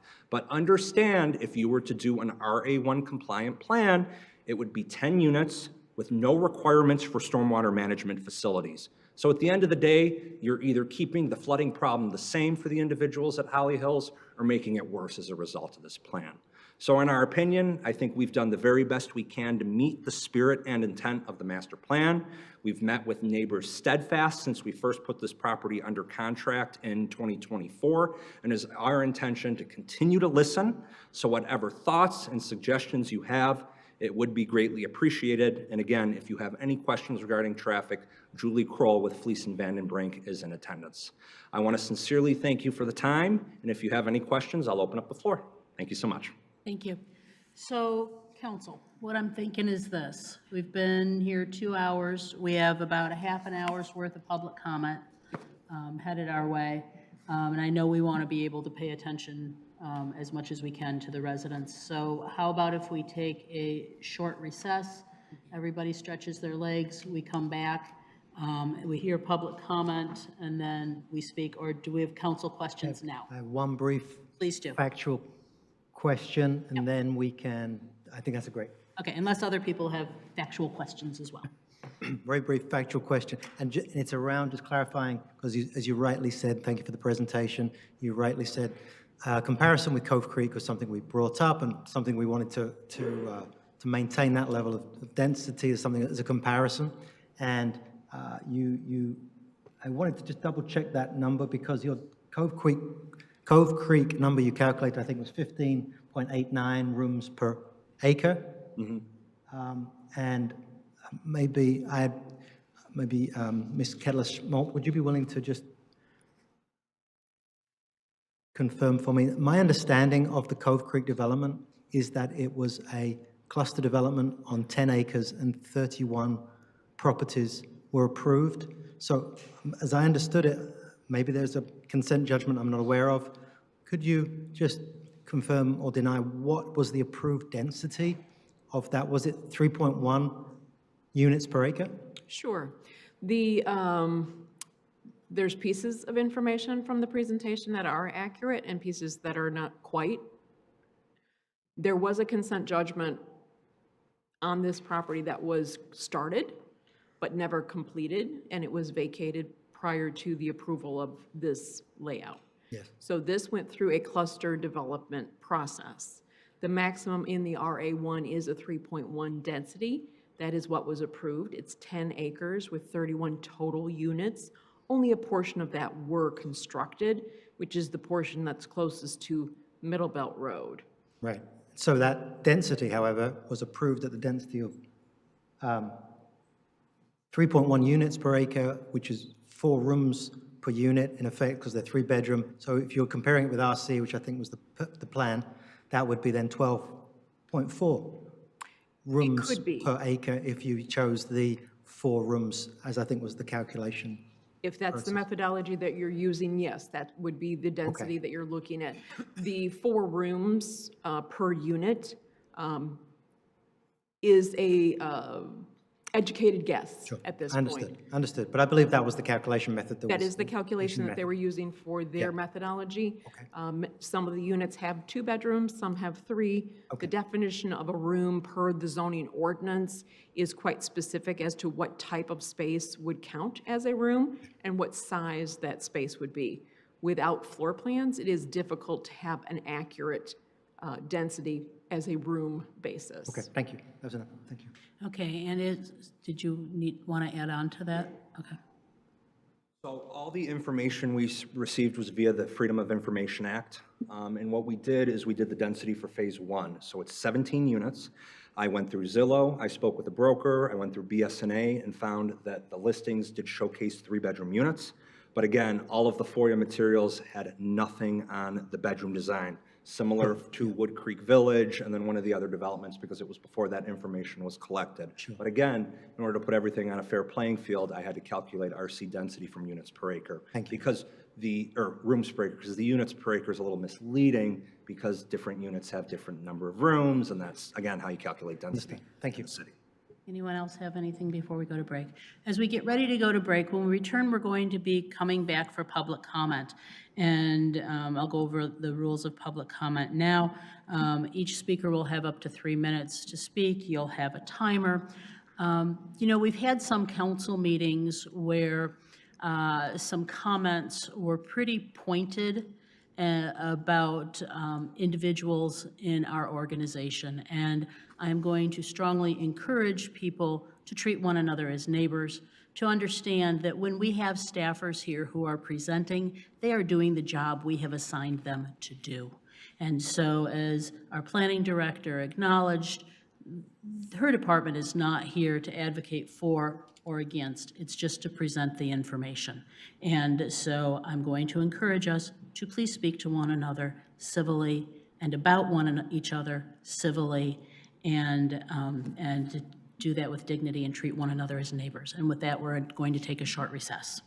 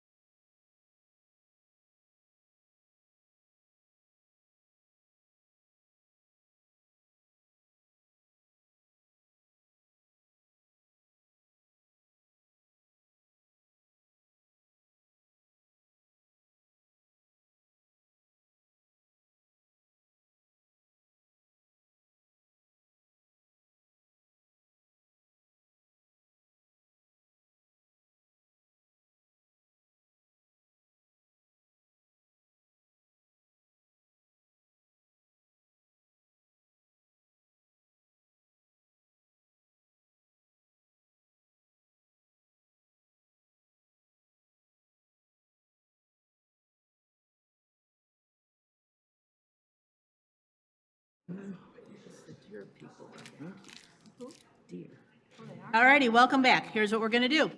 It is public comment time. When it is your turn for public comment, you will have a maximum of 3 minutes. Remember, you are addressing public comment to council. If you go over your 3 minutes, you will be advised, thank you, thank you, thank you, and then you will need to leave. So let's keep this moving. Our first person to speak is going to be Wanda Whalen, to be followed by John Nagoda and Catherine Leak. So if you could start queuing up, then we'll be able to keep this moving. Good evening, Ms. Whalen. Good evening, Mayor and council members. I am tired of this. These people want to put something that is spot zoning, you call it. It doesn't fit. I don't have my papers, my notes together, because this is really upsetting to me. Since 2023, me and my neighbors have been fighting this. The ones that's forward is the ones that is not directly affecting. My house is being directly affected. I don't understand why you want to maybe let a company come in and put all of this massive stuff in this little area. And I don't see where it's sufficient for public benefit. I don't see none of that. I'm just tired. I see my property value dropping if this happens. Me and my husband has been there over 20 years.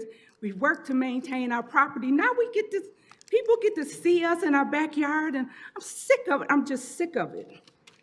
I'm sorry for being really upset, but this is how I feel. I know that I thank the council members for coming out to look, to check, to walk the property line. That was great. That was more than my subdivision did. I invited the board to come on my yard. Nobody showed up. I see all of these meetings happening behind our back that's affecting the residents. Half the residents don't even know how bad is this going to affect them. I get, change is going to happen, blah, blah, blah. And I'm like, no, it's not happening behind your house. I have grandkids that come over. They love to play outside. My neighbors have grandkids and kids. And it's just so disheartening to let this happen. They get to talk and talk and all these lies and lies and lies, and I'm sick of it. I see the numbers changing right before my eyes. Oh, we did this, we changed that. I'm sick of that because it's all lies. And it was about the zoning before. They didn't meet the zoning requirements. They're not meeting them now. This spot zoning is just, this is what they're trying to do. They're getting around all the laws concerning the PUD. Why here? Put it somewhere else. I'm for housing too, but not there. The basin they want to build is going to be right behind my house. So if it leaks or it's so hot outside, the mosquitoes going to eat us up. It's going to be issues. They're not going to plant as many trees as they cut down. It's a lot of historical trees. Holly Hill Farms is a historical subdivision. I'm sick of it. Thank you for letting me speak. Thank you, Ms. Whalen. Okay. One other thing, folks. We are going to maintain decorum. There's not going to be applause, cheering, or booing. We're just going to listen respectfully. And so next is John Nagoda, to be followed by Catherine Leak, to be followed by Craig Kelman. Good evening. Mayor, members of the council, my name's John Nagoda. Been a resident of this fine community for 42 years. Wife Michelle and I raised our children here. I've been to every meeting concerning this PUD and this particular issue we're talking about. I can sum up everything I've said, and I won't bore you with the details I did in the past. It's down to density, safety, and density. Increased density provides you with less safety, which also now brings you into the greater density, more problems. Now, I would like to say one more thing, because I told you I'd be brief. I'd like to remind every person in this room, we're not talking about 13-mile corridor. We're talking about these people's homes. talking about my neighborhood. And I would hope that you would turn this PUD down. And flex, I would question flex. Why is that all of a sudden in the mix? It just entered kind of funny. Thank you for your time. Thank you, Mr. Nagoda. Catherine Leak to be followed by Craig Kelman and Lindsay Majic. Good evening. My name's Catherine Leik. I live on Richmond Hill, and I've been a resident of Farmington Hills for almost 40 years. We raised our family here. We came here because of the park-like conditions around Farmington Hills. We came here because there were families that had room around their homes.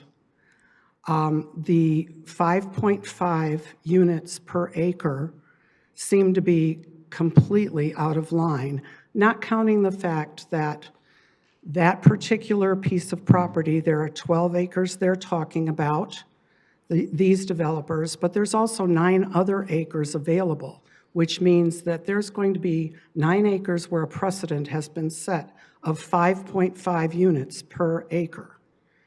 And if they brought up the comparison of Cove Creek is 3.1 units per acre. Why don't we try doing a development at 3.1?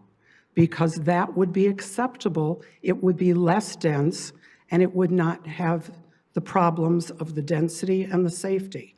Also, it would allow those 59 trees to be where they are. There are lots of legacy trees in that area, and those trees deserve to live. Thank you. Thank you, Ms. Leik. Craig Kelman to be followed by Lindsay Majic. Good evening, City Council. My name is Craig Kelman, and I live on Woodbrook Street. I oppose the PUD on 13 Mile for several reasons. First, the very special natural beauty surrounding our homes, which was half the reason we purchased the home in the first place, will be severely changed by this development, altering the amazing view we have of our backyard, affecting not only the flora, but also the great animal life back there.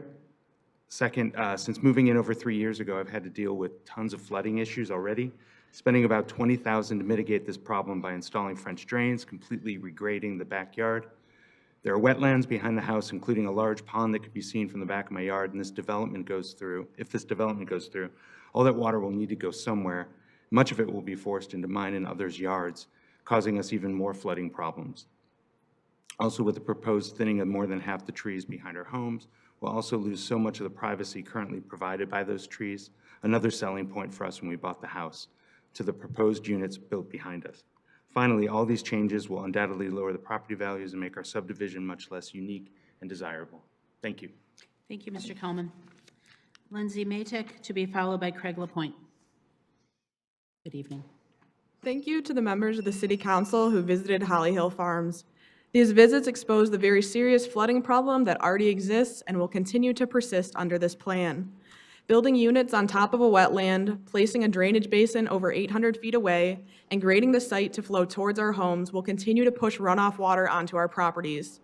The underlying RA1 zoning of this site allows for a maximum density of 2.17 units per acre, or 26 units on the 12.04 acre site. Every unit exceeding the allowable 26 units must be justified by a benefit to the community and should not negatively impact the surrounding neighborhoods. The 65 units on this plan is 39 units above the maximum. The zoning ordinance states that a PUD cannot be used to solely increase density. That is clearly the purpose of this plan. According to Giffords-Webster's analysis, also proposing the normally unallowable townhomes circumvents this explicit guideline that should result in automatic disqualification. By breaking 2 rules instead of just 1, this proposal has proceeded due to this flawed logic. If every unit above 26 units requires a variance request, then removing protective landmark trees to construct them is completely ridiculous. There are 101 total landmark trees on this site, and the developers aim to permanently remove over 70% from the landscape. The zoning ordinance states landmark trees can only be removed when there is no reasonable alternative. An obvious solution is to limit the density. The master plan promised a deep buffer and preservation of the natural vegetation to the greatest extent possible. And according to Giffords-Webster, the city objective that is attempting to be fulfilled is preservation of open space. As a result, the rear setbacks of this project are critical. Removing the tree line and replacing it with massive buildings 27 feet tall, situated on newly graded ground 10 feet higher than my yard is not the vision of the master plan. Additionally, the shallow buffer zone is not adequate open space, which means no city objectives have been met to warrant a PUD designation. If asked to locate open space on this plan, most people would struggle to identify any open space at all. If this is the only benefit for the community, then open space should be an integral part of this plan, and the setbacks need to be increased. We're asking the developers to improve drainage problems, preserve protected landmark trees, increase the setbacks, and decrease density. These are not frivolous requests. In fact, everything we are asking for has already been promised to us in writing by the City of Farmington Hills. Please uphold the regulations set forth by the zoning ordinance and master plan and vote accordingly. Thank you for your time. Thank you. Craig LaPointe, to be followed by Eric Schmidt. Good evening. Hello, and thank you for your time. I'd like to also thank the members that were nice enough to come out on the weekend and actually see the problems that we have firsthand. I think I was hoping that we were going to have the pictures here, but I guess that's not going to happen. Anyways, my name is Craig LaPointe. I live on Woodbrook, and I'm opposed to the PUD on 13 Mile for the following reasons. Property value. This is the most definitely going to affect and degrade my property value. And this will definitely have an impact on my privacy, something which I value. When I moved here 25 years ago, I moved into a single-family residential home which is surrounded by the same type of structures which fit my expectations. It is zoned residential. Please keep it that way. Water management. I have no guarantees that the water will be managed, and it's a fragile situation as it is. I can't have 20% of the water from the PUD dumping into my yard. If this was your own house, I'm sure not one of you would want this situation behind you. Thank you very much for your time and your consideration. Thank you, sir. Eric Schmidt, to be followed by Amy Broglin-Peterson. Good evening, members of the City Council, Mayor, and others in attendance today. Greatly appreciate the folks that were able to come out and visit our house. Ms. Boulware, thank you for the attempt. Sorry you were sick and you couldn't make it, but I really do appreciate you following up previously.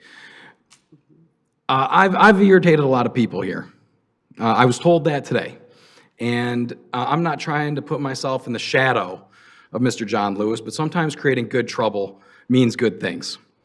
I've caused some disruptions. I've irritated some people because I've spoken my opinion. I've spoken my mind. I've spoken for my neighbors. And if that means that I piss a few people off, that's okay with me because I believe that what I'm doing is right. This PUD is not right. This PUD does not belong in this area. Some of the things that were not mentioned is the fact that they really can't put these properties any closer to that embankment simply because it's wetlands. It is soaking wet. When the members came and walked that property, I bet that their feet were kind of smushing. And I am pretty sure that the loafers Mr. Schaefer wearing today weren't being worn that day when he was tramping through the backyards, simply because they would be leaking. This PUD is going to cause nothing but issues for us. It will cause nothing but a precedent that is not necessary for this area. We believe that single-family residences could easily work here. Corner of 12 Mile and Inkster, there's a new development going up there. Those homes look beautiful. Might not be exactly what we want, but it would fit the RA residences that are currently available in this area. I hope that the people today that came and saw our properties and that read Ms. Matich's opus can honestly say that they need to vote no on this. Looking at those pictures, looking at that evidence, looking at the opportunity that's available for this area, this does not need to be here. We can do better. I hope and expect that the people on this council will expect to be better. One of the things that they mentioned is that the homes that are on this area are 2 stories tall. I'll be very frank. My home is not going to be impacted as much as my neighbors. I probably could have sat back and said, you know what, I got 129 feet in between me and the next folks. They're going to keep most of my trees. I'm probably going to be okay. For 6 months out of the year, we got no leaves. The summer vision doesn't matter. It matters for half of the year. In addition to that, the elevation differences is really what's going to make the big difference here. People that thought they could see a sunset before, that's going to be gone. People that thought that they were going to be able to enjoy privacy of being able to sit in their backyards, enjoy a hot tub, maybe enjoy a barbecue without somebody looking into their backyard, that is now gone. This was zoned for a reason. I moved to this house because of the residence zoning that was already in place, and I will be beyond disappointed if we lose the privacy and we lose the expectation that we deserved when we moved into this residence. I appreciate everybody's time today, and please do the right thing. Thank you. Amy Broglin-Peterson to be followed by, I can't read the first name, starts with an M, Nagoda. And that's the last one I have. Good evening. Good evening. Thank you for your time once again tonight. My name is Amy Broglin-Peterson. I live on North Brook Street in the Westgate Home subdivision, and I'm seeking your support tonight in voting this proposal down. We met, obviously, multiple times over the last several years. First of all, the flexible residential master plan designation is complete garbage and is an insult to our collective intelligence. The owners of the parcels located on 13 Mile Road have demonstrated extreme negligence and have owned those properties for 13 years without any regard for the surrounding citizens. To even accept and stand up here and assert that there's a demonstrated history of an inability to sell and blight is insulting. That was purported by the owners to get to this point. That's clear. Number two, in January, many of you mentioned some very important and very valid points and concerns about the proposal. Lack of compatibility with surrounding area, high residential density, traffic safety. We went from an E to an F in the traffic safety report. What happened to the concern about traffic safety from January to now? Because I see zero improvements. I appreciate the look into an egress lane and the fact that it can't be done. So what? The traffic's not an issue anymore then? If we just forget about that?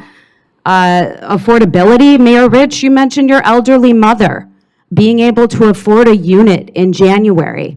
I doubt her income's gone up based on the current administration, so my question is, where's the affordability aspect that was mentioned as a concern in January? Because based on the lower number of units, certainly the price per unit is going to increase, right?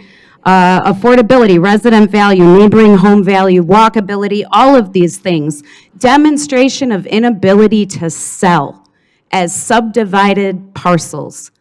That has never been demonstrated, and I know for a fact because I've called at least twice over the last 12 years because my husband and I would love a single unit home on a parcel that's wooded and beautiful like those.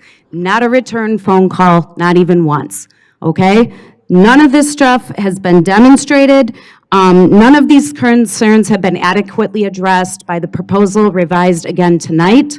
And finally, you know, I did take some time to actually evaluate campaign finance disclosures, and I was very disappointed to see that some of the very parties in this room that are seeking approval tonight have also made sizable campaign donations to some of the very people responsible for approving this. So I certainly hope during election season you consider our needs versus anything else on the table and vote appropriately tonight. Thank you. Thank you. And Ms. Nagoda.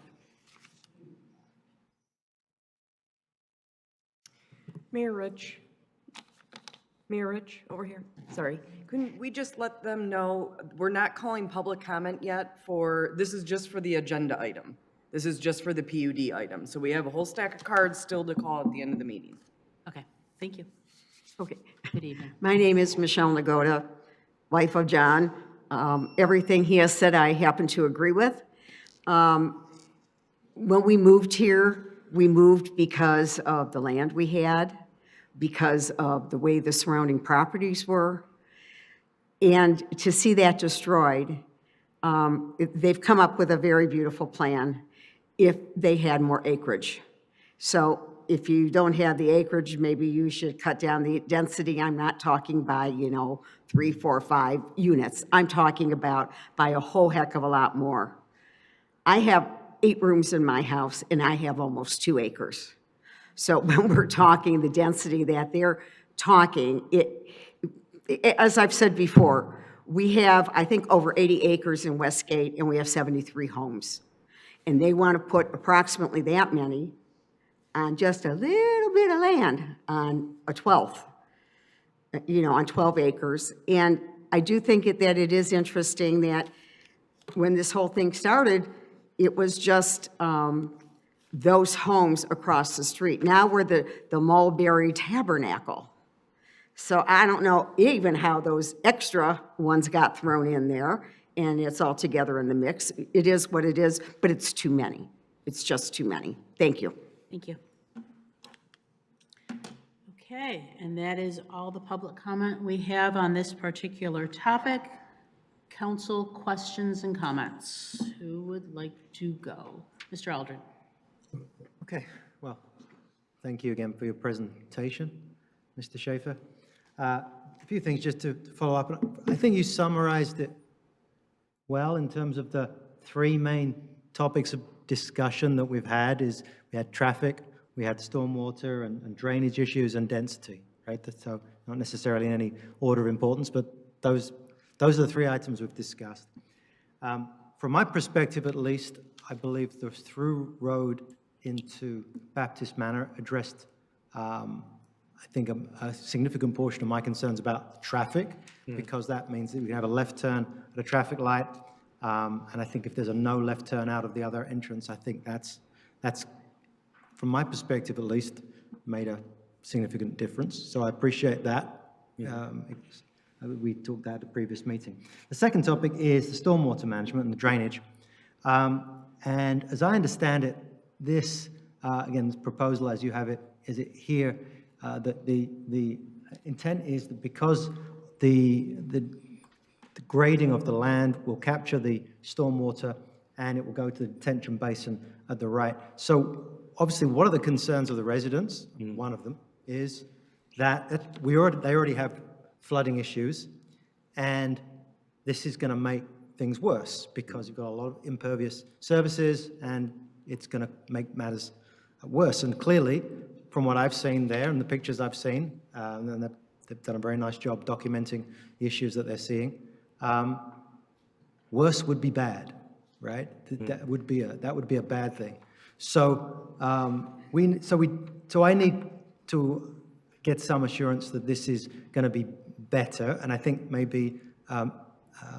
Rushlow, Director of Public Works, would you be willing to give your comment on whether your opinion on whether, as designed, is going to improve the water, the risk of flooding and the experience of seasonal flooding that we have in those yards that back onto this development?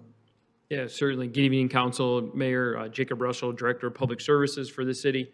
Yeah, Mr. Schaefer has explained it quite well in his document that he has projected here on the screen.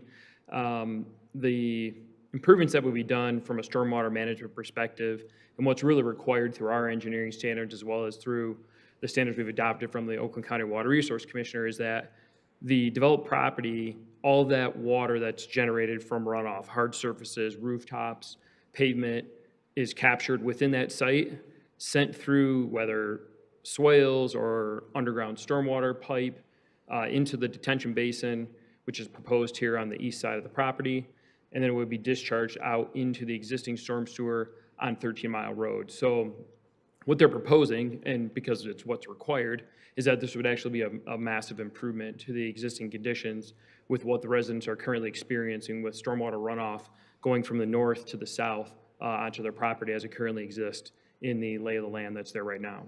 Great. So you're satisfied that that design would actually improve their flood situation? Okay. Yep. Thank you. Appreciate that. You're welcome. Thank you. And then, so thirdly, then that brings us back to density. So we had a lot of discussion, lots of different topics. Well, before we move to density, are there any other questions you have on stormwater, or did that resolve everything? No, I'm to good. Your satisfaction? Okay.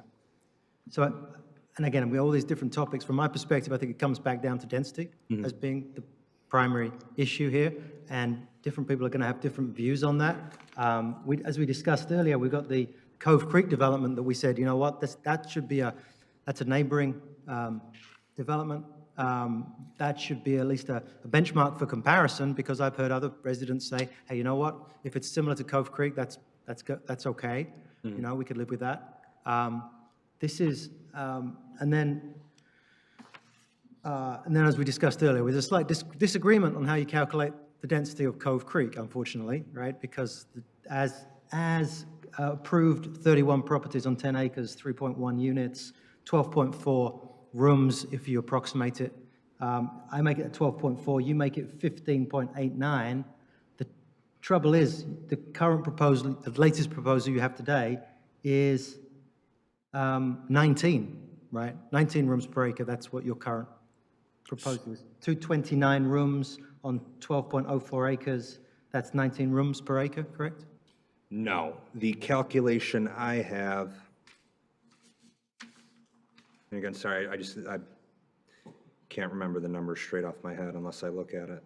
So how we calculated density is, you know, we'll take a step back. On the west side of the development, the Tabernacle is a one-story ranch, 2-bedroom. So it is 31 units times 3, which gets your total number of bedrooms for that development. What you need to understand for Mulberry Park, the townhouse side, is all of the end cap units will feature a 3-bedroom standard floor plan. All of the interior units will feature a 2-bedroom, and for a premium, they can change it to a 3-bedroom. So that 16.77 assumes that, at least on the Mulberry Park side, that all the end caps are 3-bedroom, all the interior units are 2-bedroom. The 18.38 assumes 100% of the units at Tabernacle were 3-bedroom. So it would likely fall somewhere in between the floor and the ceiling of that number. Per MI Homes sales data, roughly 50% of individuals that have those interior units would opt for that 3rd bedroom. So if I had to hazard a guess, we'd be somewhere between 17 and 17.5. Now for Cove Creek, it's 3-bedroom units, 17 units, so it's 17 times 4, which gets you the total number of bedrooms. And then I divided it by the acreage, because there really is no demarcation for phase 1 and phase 2. Yeah, so. So, yeah, because it was 229 was the number of rooms that came from the Webster review. So I'm just going on the numbers based on the consultant's report, which is 229. Yeah, but okay, I'm with you. So okay, all right, we're still north of 17 rooms per acre. So from my perspective, we're still quite a long way north of certainly overall density of the underlying district, and certainly a long way north of Cove Creek from the data I've got from the city. So that's still my primary concern, right, in terms of the density that we have.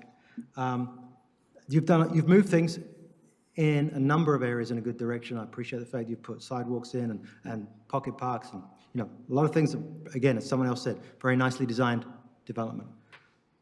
But I still have a problem with the density, even with this latest proposal. And I think at minimum, it would have to be, for me, it would have to be a single story all the way along the back with to Holly Hills. And that would be single story all along the back, and preferably 5 units, not 6. Okay. That I could see.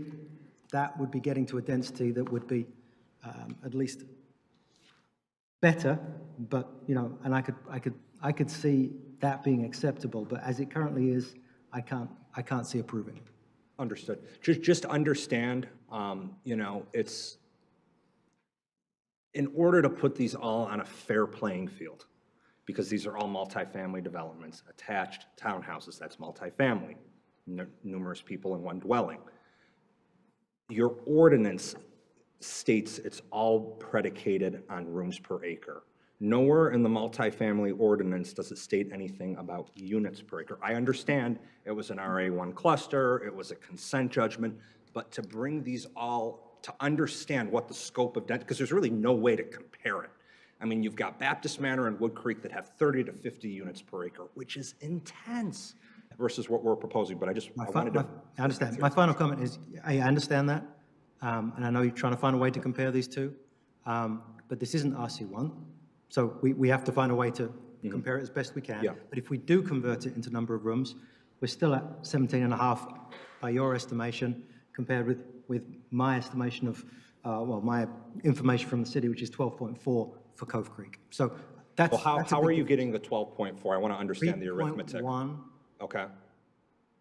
Because 31 buildings, 31 units were approved on 10 acres. It's a 10-acre site Okay. total. So that's 3.1. Pull it out. It's 8.22 acres, yeah. Cove Creek isn't 10 acres. In the review letter in 87, it refers to it as 12 acres, but it's, if you physically click the property and even look at the tax assessor, it's 8.22. I don't know where that 10 acres came Okay, I'm quoting the information from the city, and the information from the city was 10 acres, which was why 31 properties was approved, because it's 3.1 is the max. 4 rooms takes you to 12.4. So that's the number I have. So you're saying if we could get a room in the 12.4 range, that would be something that you would see favorably? Yes. Okay. Aaron, I want to go over an exhibit real quick, because I want to be able to understand if we can talk about this with the city. Okay, go ahead. So this is the exhibit that we put together as we believe to understand rooms per acre for Cove Creek. So we looked at Oakland County GIS, we looked at city data from Farmington Hills, and what we saw based on the exhibits is that the entire parcel that I'm outlining here with my cursor is 8.22 acres.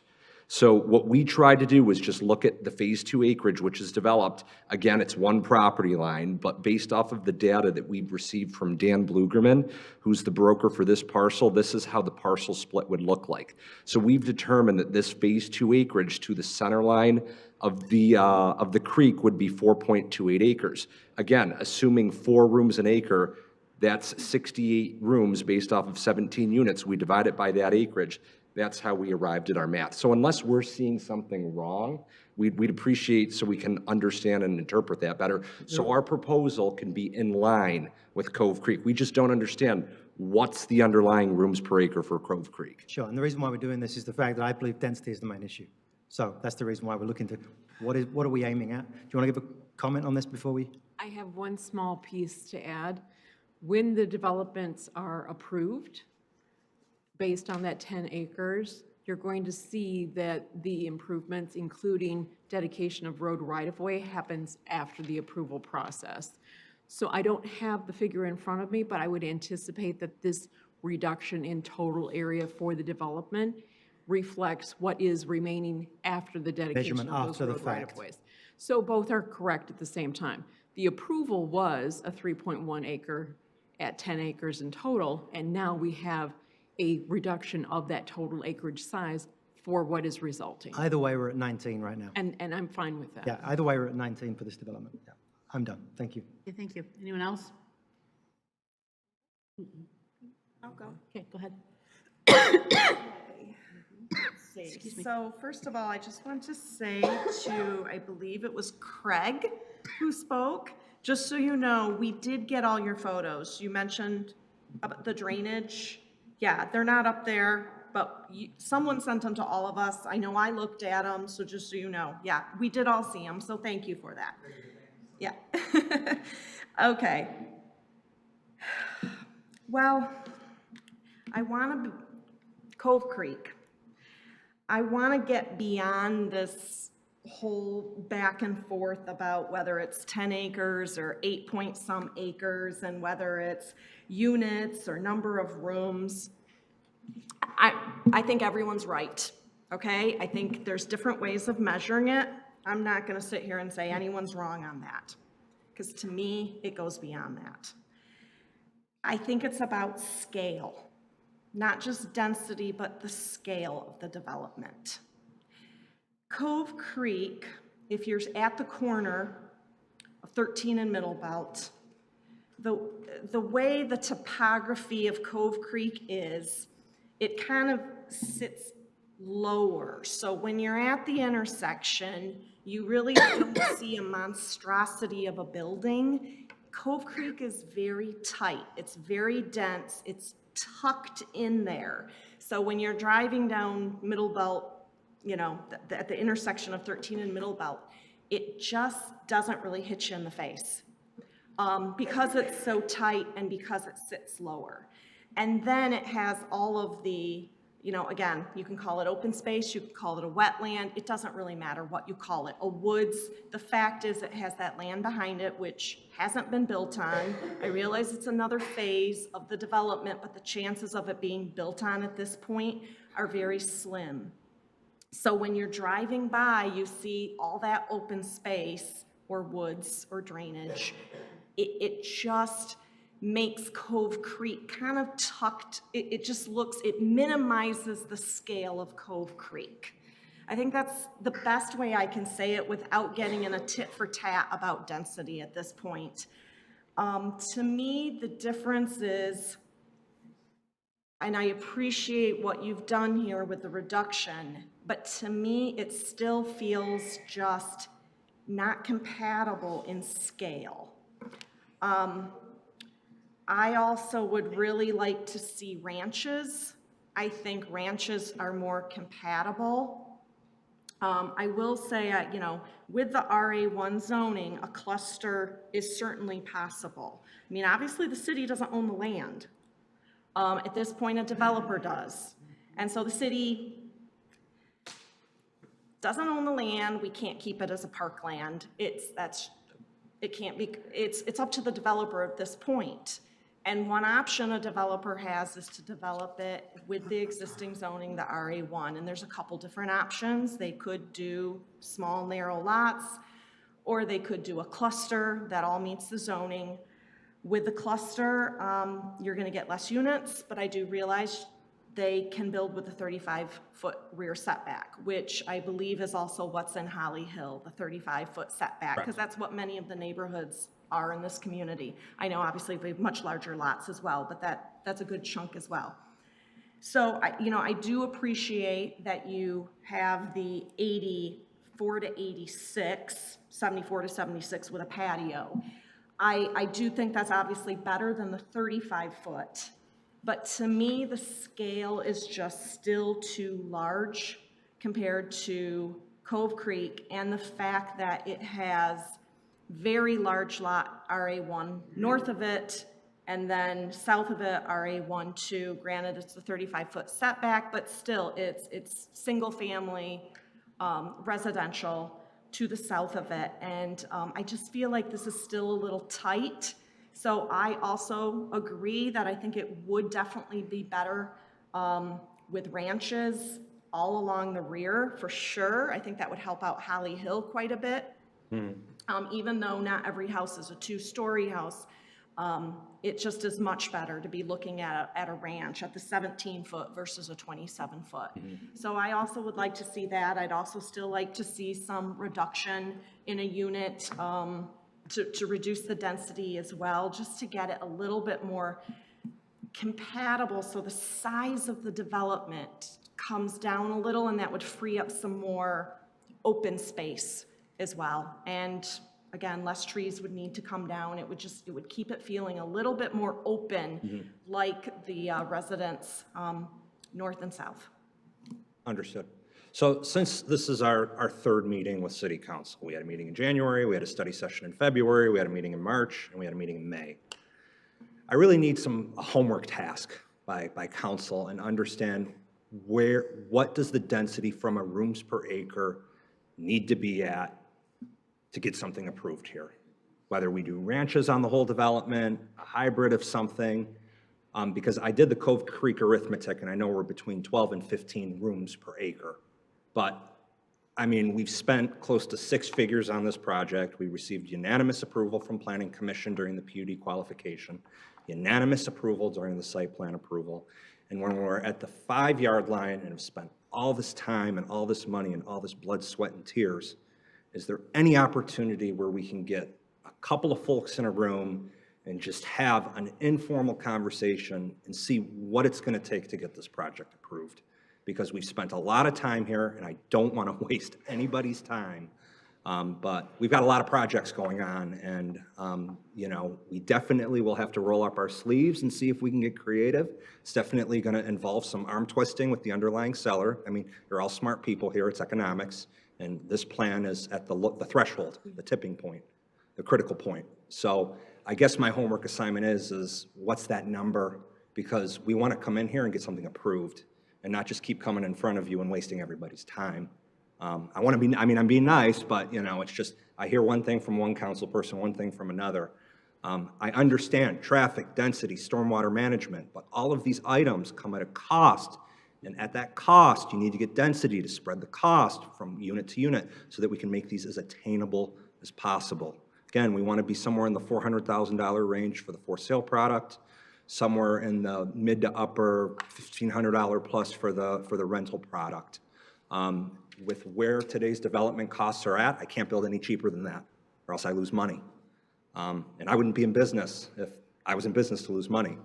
We all have to figure out a way to hit a single and move on to the next one. So I really would appreciate, again, since this is our 3rd time in front of you, you know, some greater clarity versus a generality. Because we've increased the setback, we've decreased the size and scale of the buildings, we have the connection to Baptist Manor, that's eliminating a ranch unit to get to that signalized intersection. Residential plan can't do that at the density. And to have a 35-foot setback from the property line, I don't see that as a benefit. That's destroying more landmark trees. And as part of our development and as part of this new revised plan, we were somewhere, but we saved close to a dozen, if not slightly more, landmark trees. And I think we can get a little more creative, and I think we can adjust some of the setbacks, specifically on the blue part, the Mulberry Park, to get an even bigger setback. But, you know, we've spun our wheels for so long, and I mean, I know how most of you feel, but I got to get a consensus to see, is this worth pursuing or not? Do we have to go back to the landowner? Do we potentially do that cluster plan option? Do we potentially do ranches? My head's spinning here. I know we can get creative. I don't want this to die, but I need to get an understanding of what council's expectation is, because the master plan says flex residential. The master plan prioritizes that you're supposed to think about the community as a whole versus the individual thoughts of neighbors. This is private property, you know? This isn't, I understand that the landowners have lived here for 40 years, but, you know, I mean, you could have, if the property was for sale, you could have bought it and made it your own, but, you know, it's owned by a private individual, and they can develop the property how they see fit as long as council approves it. So I got to get a little more than just an adjective on what this plan looks like. And I know how Dr. Bruce is going to feel, because I've heard him loud and clear. So if you want to speak, go ahead, or hand the baton to someone else. Feel free. Thank you. Yeah, I was clear when we wanted to table the last meeting, when I said I don't have to table it, because I was ready to vote it up or down last time based on the information, and I was going to vote against the project for all the reasons I stated last time. So, but it was still tabled, and I was concerned then that was it fair to you guys to table it again and possibly bring you back and then deny, or whatever happens, you know, when you do come back. But I'm just going to restate all the things that I've said in the past about this issue, and maybe go into a little bit more detail. First off, I do think that these properties have been allowed to rot. I think that the homes that are on here are old and have not been kept up. I think the property owner has tried to maximize the value of these properties to a possible developer so that these would be developed as a more dense development rather than be developed with homes on each one of these lots. If I own these properties, I would build a home on each one of them, and I'd sell them, and I'd probably make a good profit off of each one of those properties. And you can sell anything in this city. I've said it before. You can build on any property. You can put a home up, and you can sell it. You can go up and down any major road in this city, east, west, north, south, and you'll see big, beautiful homes being built on the major roads. So it's not an issue that they won't sell on a major road. They do every day. So there was no evidence ever presented to me that these properties were ever put up for sale and they were not sellable. It would be different. I might look at this differently if I saw that these properties were for sale for 6 months, a year, 18 months, 2 years, or whatever. It reminds me of the Sarah Fisher development that somebody else mentioned, that from the 20 years I've been on council, we've been wrestling with that development, and we've had project after project fall through when we've had anybody interested in it, and finally we did have a development come through, and it was a nice development, and I voted for that property to be developed with the development that was proposed. If you look at the plat map or just any map that outlines these properties, there's RA1 to the north, there's RA1 to the south, there's RA1 to the east, and these are RA1. There's a between Baptist Manor and the, when, this also reminds me of when I was on the zoning board for many, many years, and we would sometimes get a request for what was called a use variance. And a use variance was a very difficult thing to get because what it said was somebody wanted to apply for, or have the zoning board grant a use variance, which meant that they were saying their property couldn't be used for how it was zoned. So they wanted a variance, a use variance, so they could develop whatever they wanted to develop on that piece of property. I was on the Zoning Board of Appeals almost 9 years. I think we may have granted one use variance out of all the applications that we got because it was a form of spot zoning, and we always wanted to avoid that because it was just not typically appropriate that we would grant something like that, and we almost never did. I think, like I said, we did it one time, and for good reason, because most times those properties could be used for what they were zoned for. People just didn't want to do it. So I think that these properties could be built with RE1 homes on them. And for me, again, the biggest thing is how it does change the rules of the game for the people that live around this. Now, if I lived next door, if I had an RE1 home and I lived next door to an open field that was zoned the same way, I would have to expect that that field would be developed at some point as a home. That's just private property rights. Completely would understand that. My choice would either be to allow that to happen, or I would buy the lot and keep it clear. That's my choice. What I wouldn't expect is for me to live next door to that empty RE1 lot and then have the city rezone it so that a doctor's office could be built there. That wouldn't be fair. That would be something completely that I would not expect, and that would damage my property values because that development would be inappropriate as far as I was concerned. I think this is the same way. This is damaging those property values because we're putting in a much, much more dense project than what is surrounding this property. I keep hearing a lot about the condo development at 13 and Middlebelt. Well, that's at a corner, and you look around to that corner, and it's all RE1 type of other development. Whatever it's called, Cove Creek? Cove Creek. It makes sense on that corner, but it doesn't make sense here. And I just think, for me, I can't vote for anything that is not, as far as I'm concerned, RE1 homes on these pieces of property, because they can be developed that way, they can be sold that way. This is like a use variances PUD approval that says, nope, we're gonna give up on this and we're just gonna put in the highest density the property owner can get, maximize his profits, and then we're done. And I just don't think that's ever been my job up here on council to do that. I think it's wrong, and I think that I would just rather not see anything for this time period put on here because eventually the owners will get fed up, they'll sell, and it'll be developed, I think, in a more appropriate way. These are valuable pieces of property. If the property owner wants to give me the properties, I'll develop them. But you know that's not going to happen because he knows that they can be developed. And he's not going to give this property away. So those are my concerns. Those are my comments. I feel that this should be voted down, not because of your development. I think your project looks great. Anywhere else, I would be probably very supportive of it. So this isn't against you guys. You know, I have nothing against you or your project in terms of how it looks. I think it looks great. You put obviously a lot of work and effort into this, and I appreciate that. I always like it when people bring projects before us so that we can evaluate them and see like what can we do. But again, this is just for me putting a square peg in a round hole, and it's not because of the project. It's just because I think this should remain RE1. No, I appreciate your honesty and transparency, and you're speaking from the heart, so I can appreciate that, being on the other side of the fence. I think, in order to save some time, I would So- appreciate if we could table this, because we're gonna have a serious conversation with the landowner, try to get a little more creative and see if we can do something in alignment, whether it's more of an RA1 cluster or a ranch development, and try to increase that setback. But just understand, you guys voted for this property to be flex residential. So, Mr. It's Schaefer? difficult as a developer when we don't have that opportunity to get in front of council until this juncture, where we've secured PUD approval, we secured site plan approval. And I know every community is different, but I would ask, or I'd appreciate, or I think you guys should potentially consider at your next meeting, when it's early in the process, you've got a project, you want to do a PUD, you want to do something creative, understanding there's not many parcels left in the city of Farmington Hills.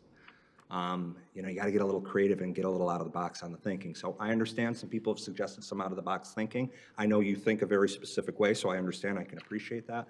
But I would ask that we table this so that we can have a heart-to-heart with the seller, because, we want to do something successful here that meets the spirit of what you're all saying. So, Sorry, Mr. go ahead, Schaefer, Mayor. is it okay if I run the Yeah, meeting? go ahead, Thank you. I'm sorry. Ms. Bolaware, did you have anything you wanted to say? You guys have spoken, the three of you.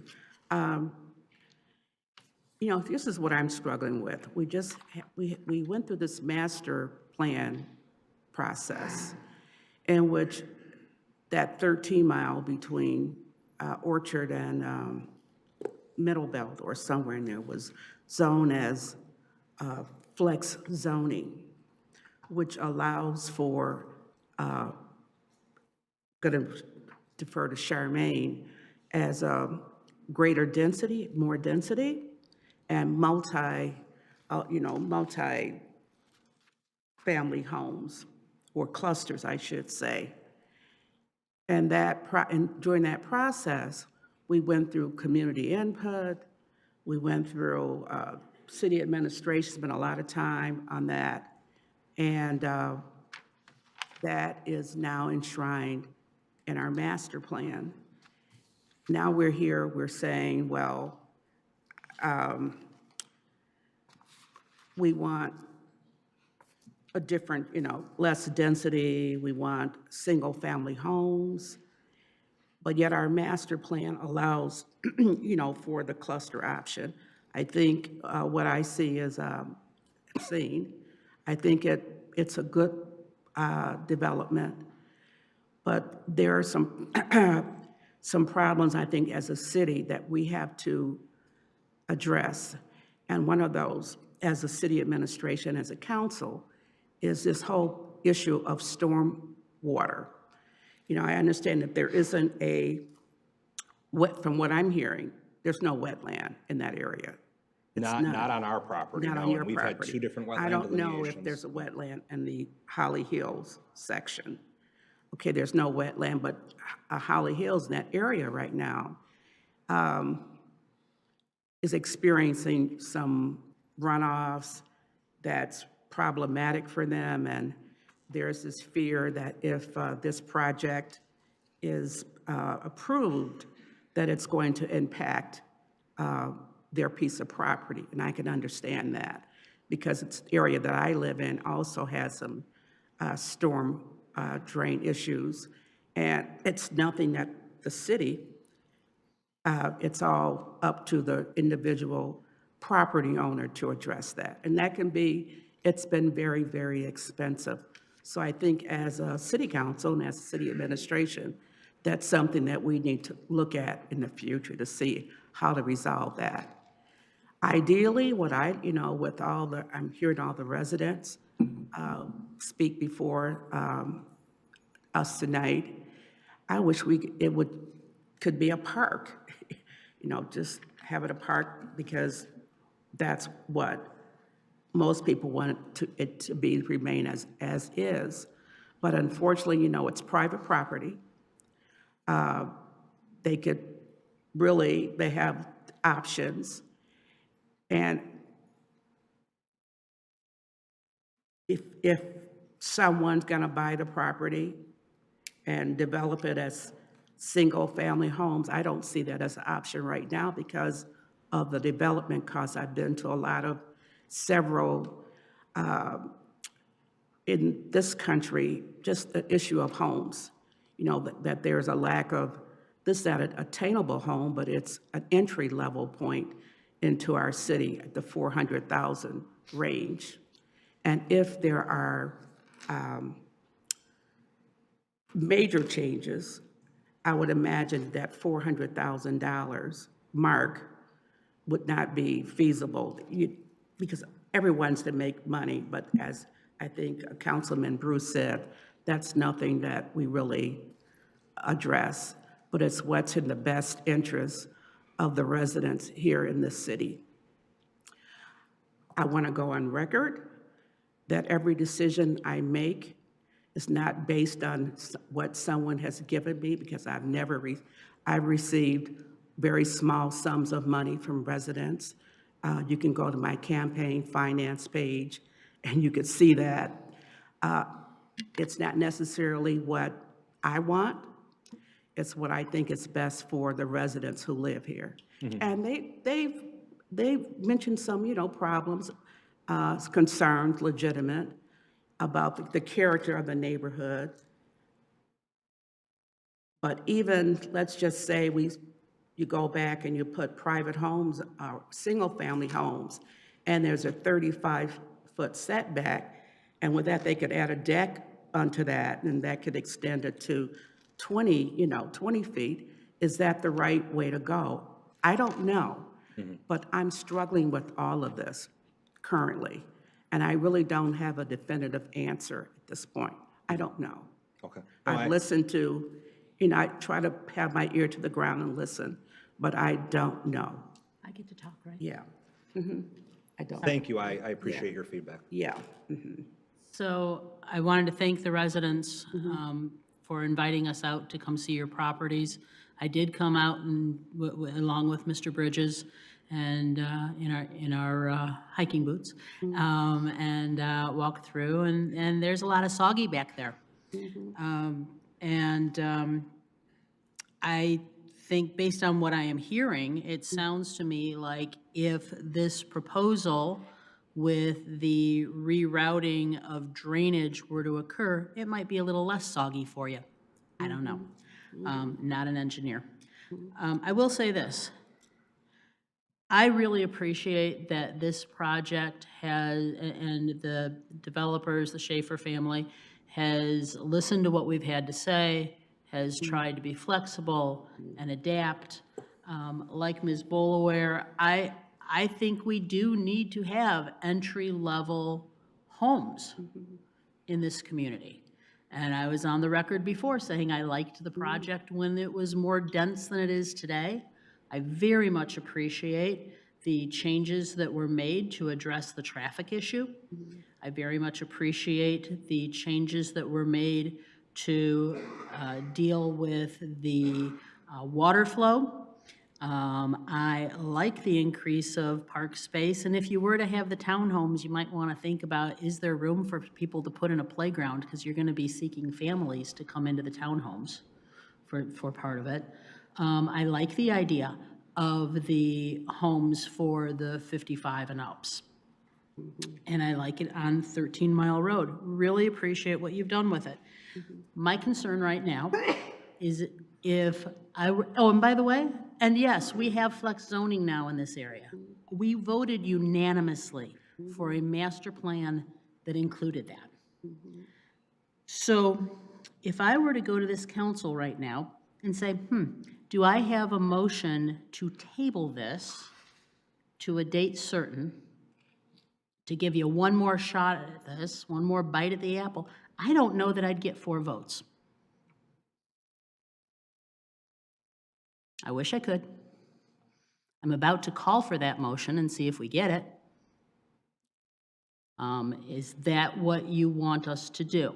And if so, when would you come back? And please do understand, it sounds to me like any density more than Cove Creek, you won't get Mr. Aldred.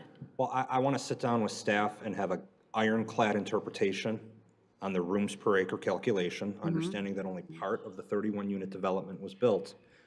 contingent on having that conversation and understanding directly from planning's perspective, because I'm hearing different numbers from different people. Right. I just want a standard. Yeah. We'll analyze it, and we'll get back to you on when we want to schedule a meeting. But our intention would be to come with a plan that has wholesale changes to what you're seeing today, and meeting a lot of the items that we've heard. So keeping that in mind, we're going to have a negotiation with the land seller. We're going to want to have a conversation with planning. We're going to want to get a clear-cut understanding, because again, this isn't material that the city has from the FOIA records, the floor plans, the units.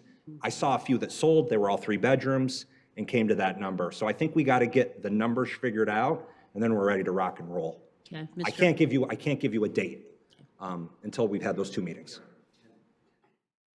Well, we only have 1 meeting a month for the. All right, school then, site. July. All right, I'm hearing a request from Mr. Mayor Pro Tem to make a motion. Did you need to I'd like to speak make a first? comment. Yeah, I'll make the motion to table. Can he make a comment first? I'd like to make a comment. Thank you. Thank you, Madam Mayor.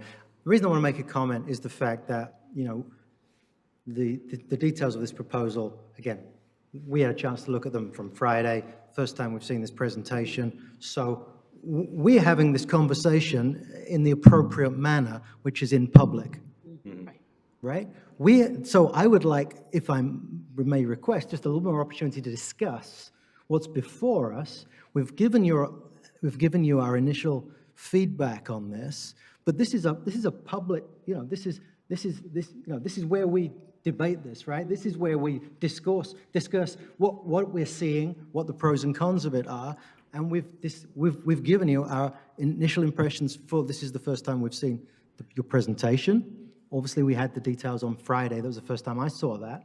So I personally think it's reasonable just to have a little bit more discussion as to how far off we are, and I very much respect your opinion, Dr. Bruce, on this. Because, as I stated before, you know, if from arguing about the numbers on Cove Creek, and I agree with Councilmember Knoll, that's not really the issue. That's what's been reiterated to us, so please, understand please. that. Yeah. My point is that we're talking about, that was a starting point, and we were just saying, where are we at? Okay, clearly there's a little bit of debate about what that number is. Absolutely. So let's just put that on one side, because what we're trying to do is come up with what is, and I agree, what is a good solution for this, and I also agree with the fact that this has been approved as flex residential, so some debate about what does flex mean requires some debate because it hasn't been defined, all right? So I'm asking council to have a little bit more time on this to express, okay, how far off are we? Because I would rather not table this again if we can come to a decision, right? So, for example, as I said previously, backing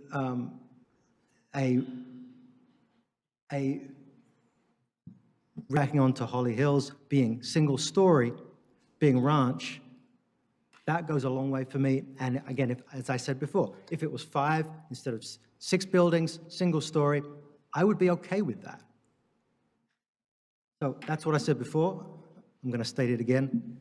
That is a proposal I'm saying that from a layout perspective, I could see that reduces the density, it reduces the visual impact on Holly Hills. We have got reasonable setbacks, at least above and beyond what RA1 requires. So that feels to me like we have helped the situation by both removing the density and improving the visual impact on Holly Hills. So I'm proposing, again, how we do this, I'm looking for some assistance, but that would be, if we're talking about concrete proposals, that's a concrete proposal. Yeah, I appreciate that. Yeah. And Ms. Mayor? Boulware, and then the Mayor Pro Tem would like to make a Yes. motion. And I could support what Councilman Aldred had said.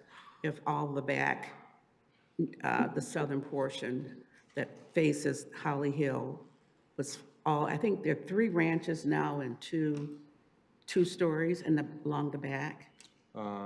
We've got on the Tabernacle side, 3 unit buildings, so 9 buildings, 9 units, 3 buildings, and then on the Mulberry Park, we've got 12 townhouses and 3 buildings. So you're saying keep that character along the southern elevation. I catch your drift. Okay, and I can support what he's saying in interest of building a consensus on the council. Wonderful. Yeah, just appreciate, this is the only time I can speak with council. I mean, I can get people one-on-one, but I got to have everybody in the room together. Yeah. Some people start to think a little differently, more positively. And you know, there's that thing called the Open Meetings Act, and I we're know, not I gonna know. violate Yeah. That Okay. finicky thorn, yeah. Mr. Mayor Pro Tem. So I will make a motion to postpone. Table.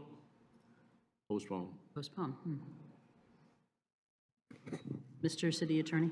Yes, my understanding is this is going to be a motion to put this over to a date certain, which would be a motion to postpone to that date certain. So it has to be.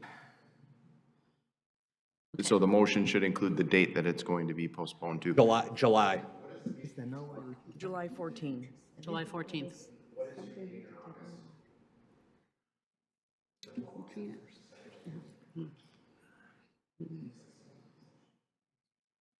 August 11th. It's up to you. Yeah, if we could do the August, that'd be wonderful. And then we can really get our ducks in order and come back with you. Okay. So that'll be my motion to postpone to August 11th, Table? 2025. Okay, so a motion to table till August 11th, 2025. Is there support?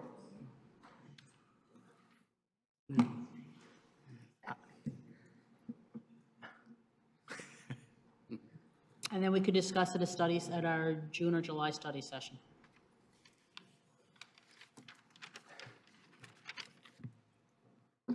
Support on the, Point of order, there's no discussion on a motion to table. Is that correct, oh, that Mr. was, Chapek? Once the motion is made and seconded, Okay. then there's no discussion. discussion. There's not been, it has not been seconded. Has the Other, motion I'm been sorry, made? other than motion, other than Okay, table. well, I'm going to support. I'm going to support the motion to postpone until a date certain. It was. Which is August 11th. August 11th. All right. August. Okay, we have motion and support. Roll call or regular? Regular. All those in favor, please indicate by saying aye. Aye. Any opposed, same sign. Aye. Aye. Okay, so we have 4 support, 2 against. This is tabled until August 11th. Mr. City Manager, was there something you wanted to say? Yeah, Madam Mayor, and just as a point of clarification for the proponent, seems like stormwater management's been addressed. It will be addressed by engineering department, by the way. We don't allow post-development runoff to go off-site, so I think that sounds like that's been addressed. Traffic, been addressed to council's liking. So this is purely a density discussion, sounds like. Is it? Okay. Used to be. Thank you. Okay, thank you. All right. Thank you for the time. Thank you. Thank you, everyone.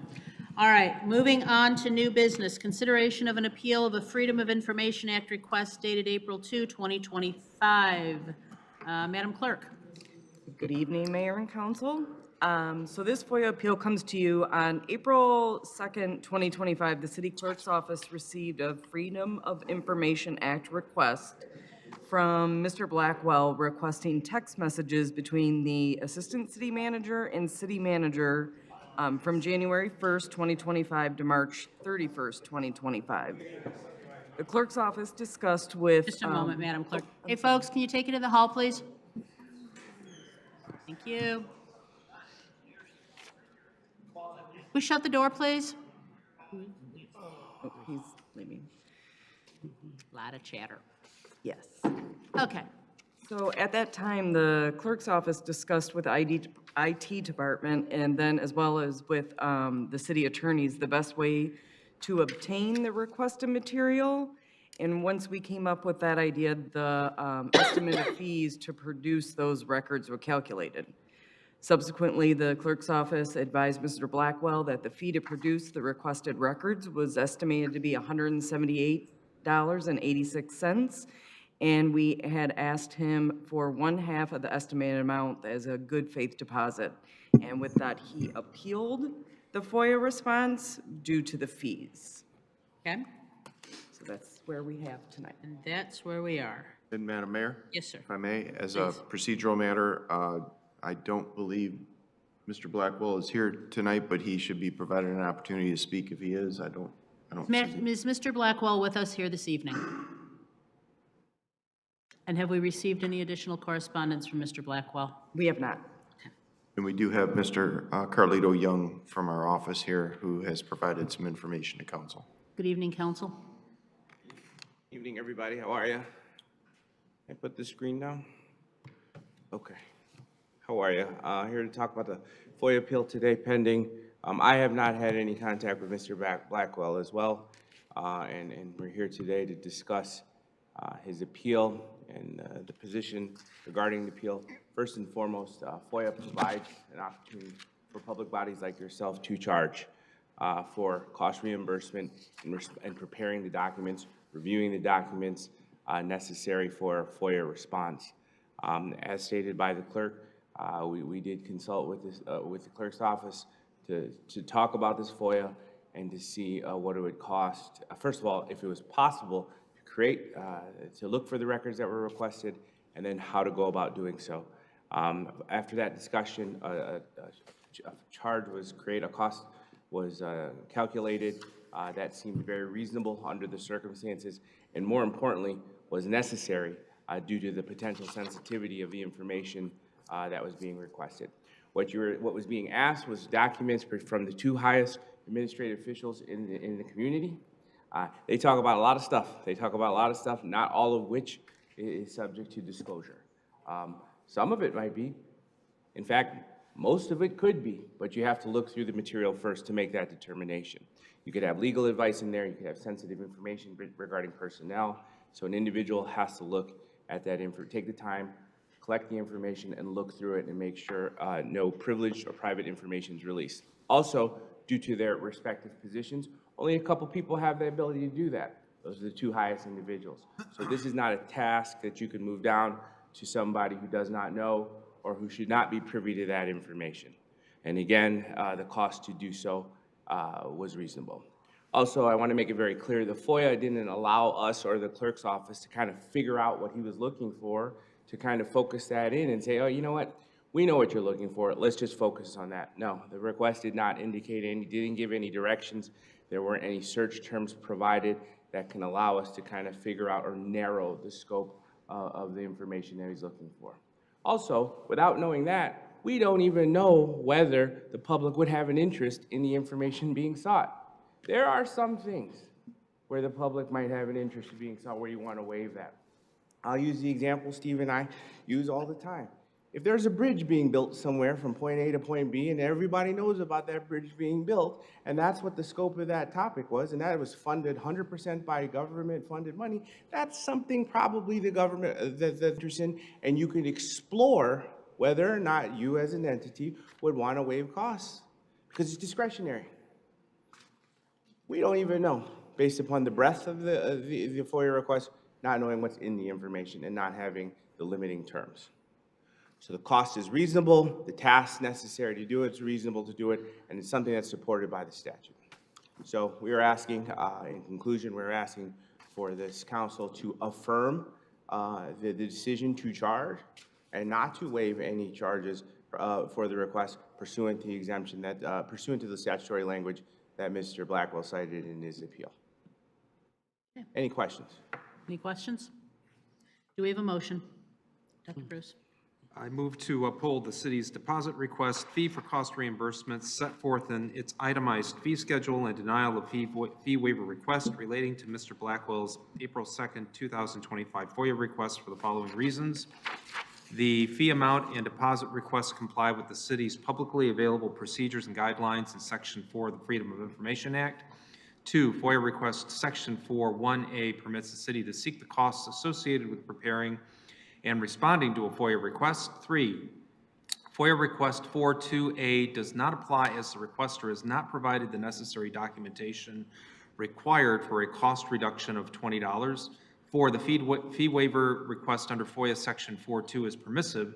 No basis has been provided supporting approval of a waiver in this instance, and the decision on a fee waiver request is not listed under FOIA Section 10A as being subject to appeal or challenge. And 5, FOIA Section 1A, D, and G allows the city to redact information that would infringe upon an individual's privacy rights or disclosed privileged material. Finally, disclosure of the exempt material would not provide any beneficial information to the public should it be disclosed.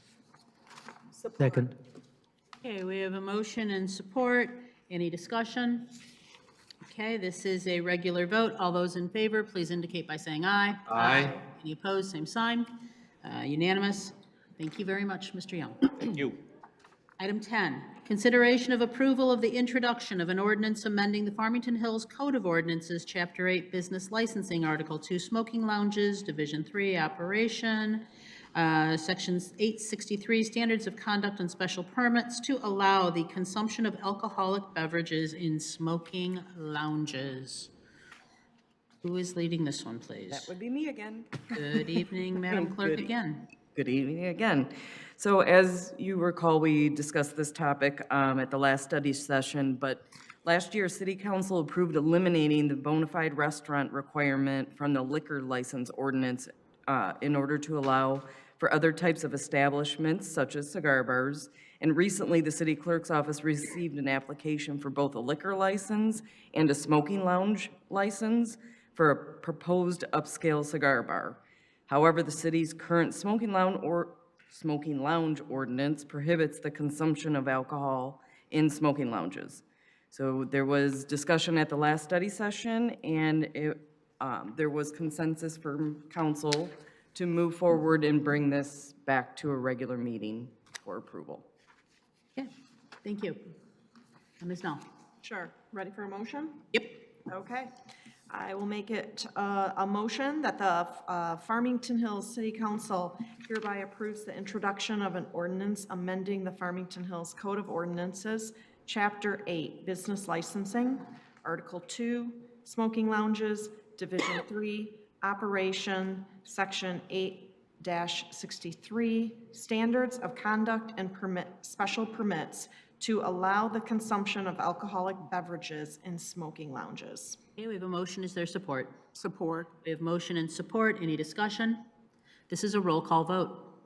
Council members Bruce, Yes. Dwyer, Yes. Knoll, Yes. Aldred, Yes. Bullaware, Yes. Mayor Rich. Yes. Thank you. Thank you very much. Item 11, and as we move into item 11, just a reminder, we're looking for public comment cards because that's coming up pretty darn quickly. Item 11, consideration of approval of the appointments to the Beautification Commission and Commission on Community Health. And I would like to note that Dr. Kimberly Dungy has made it through this whole meeting and is here hoping to be affirmed. So, anyone have a motion, please? I do. Thank you. Yeah. I'd like to recommend the following appointments for the Beautification Commission. Michael Harris for a 3-year term ending February 1st, 2028. And for the the Commission on Community Health, Dr. Kimberly Dungy for a 3-year term ending February 1st, 2028. Support. We have motion and support. Any discussion? This is a regular vote. All those in favor, please indicate by saying aye. Aye. Any opposed? Nope. Okay, thank you. And Dr. Dungy, thank you for making it through the whole meeting, and we appreciate your service. Congratulations. Thank you. All right, this then takes us to public comments. Let's see, PG to be followed by David Villar.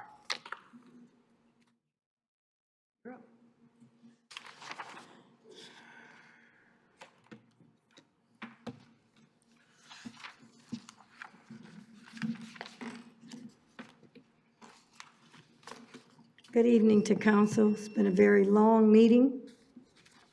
I just wanted to thank you guys for recognizing National Police Week. I think that every resident in the city of Farmington Hills should make it a point to take the Citizens Academy classes. It teaches you what cops do, why they do what they do, and it gives you that in perspective, as to how they do policing and community policing. It would make you feel vested into the neighborhood. But more importantly, it would help you how they do their job. And that's one way that we can support them. They have a series of classes every year. So you have to do an application, they do the background check on you, you have to be fingerprinted, and then they let you know if you're accepted in. So I'm urging every resident to do that. I missed the council meeting on the deer. I haven't been here lately because we've been in Royal Oak helping our fellow Royal Oak people fight against sheets.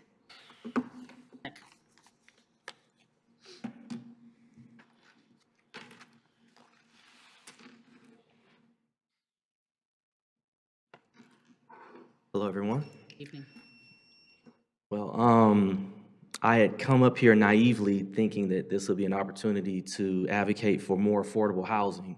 2 different times I've tried to buy a house out here, and even though I could afford to do so, for reasons that are beyond me, I had to have.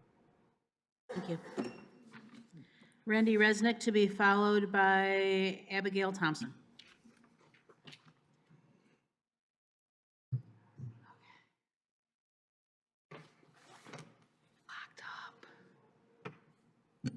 I'm sorry. My phone died waiting.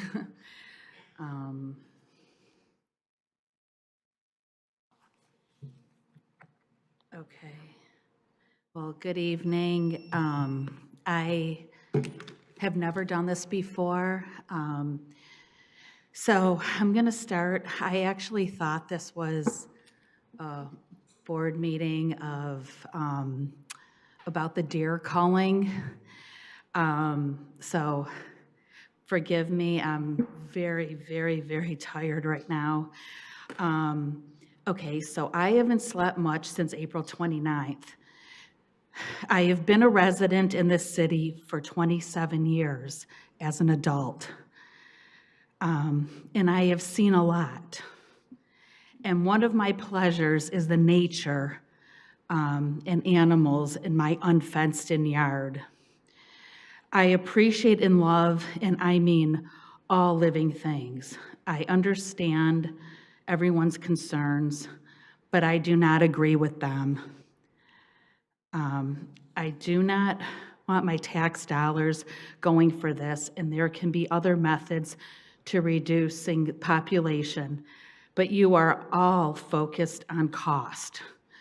Birth control is the best option, period. It's just easier to kill and be inhumane to these beautiful animals. And I tried calling Mr. Brian Farmer and his boss, but I never received a return call. That is, to me, it didn't feel good. I will never agree to this decision of culling the deer. I am sad to live in this city. Many humans in this city drive terrible, dump domestic animals in boxes by dumpsters, and nobody does anything about that. I really lack respect because, and I'll get to that in a minute, but what you are trying to do, and I know I am not alone, I just feel very lost. And what I don't understand is I pay my taxes. I'm a good citizen. I work full-time, and I'm educated. I work hard to get through each and every day, and it's never easy. I just wish that you can revisit that decision that was made back in April. I was not able to attend that meeting. I didn't even know about it. If you can revisit the decision, because over 50% of the residents don't want this culling, and if you could get a survey to each and every resident. Thank you. You could get a survey to everybody so they can all equally vote. I would appreciate it. Thank you. Abigail Thompson to be followed by Monica Sipe.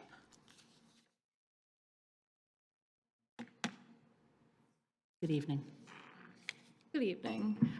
This is about the deer culling.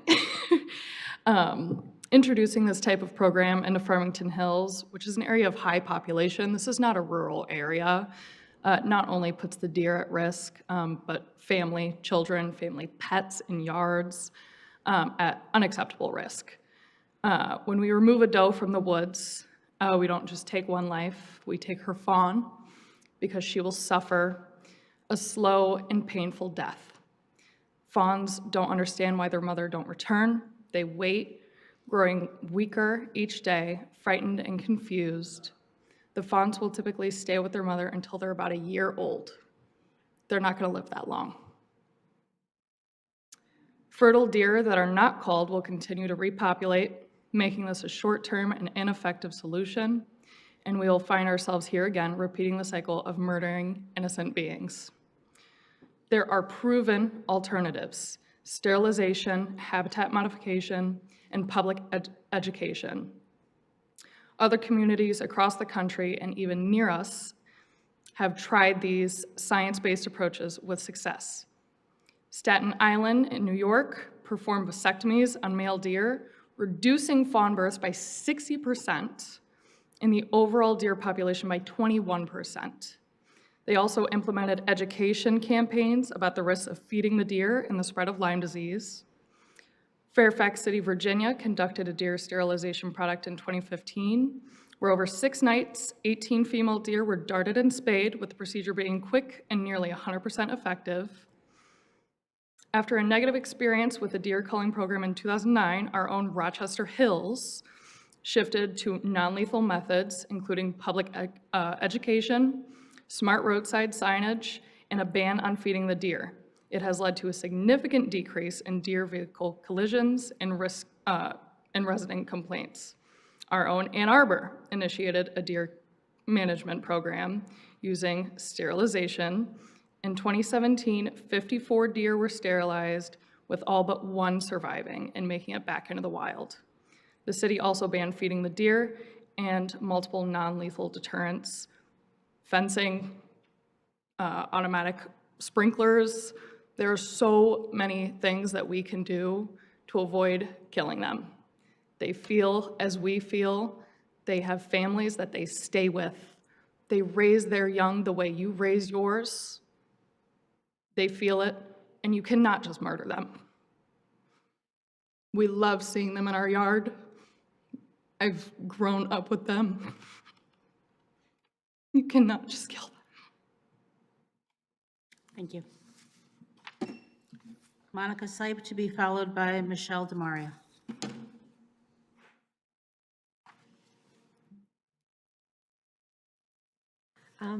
Good evening, Mayor and Commissioners.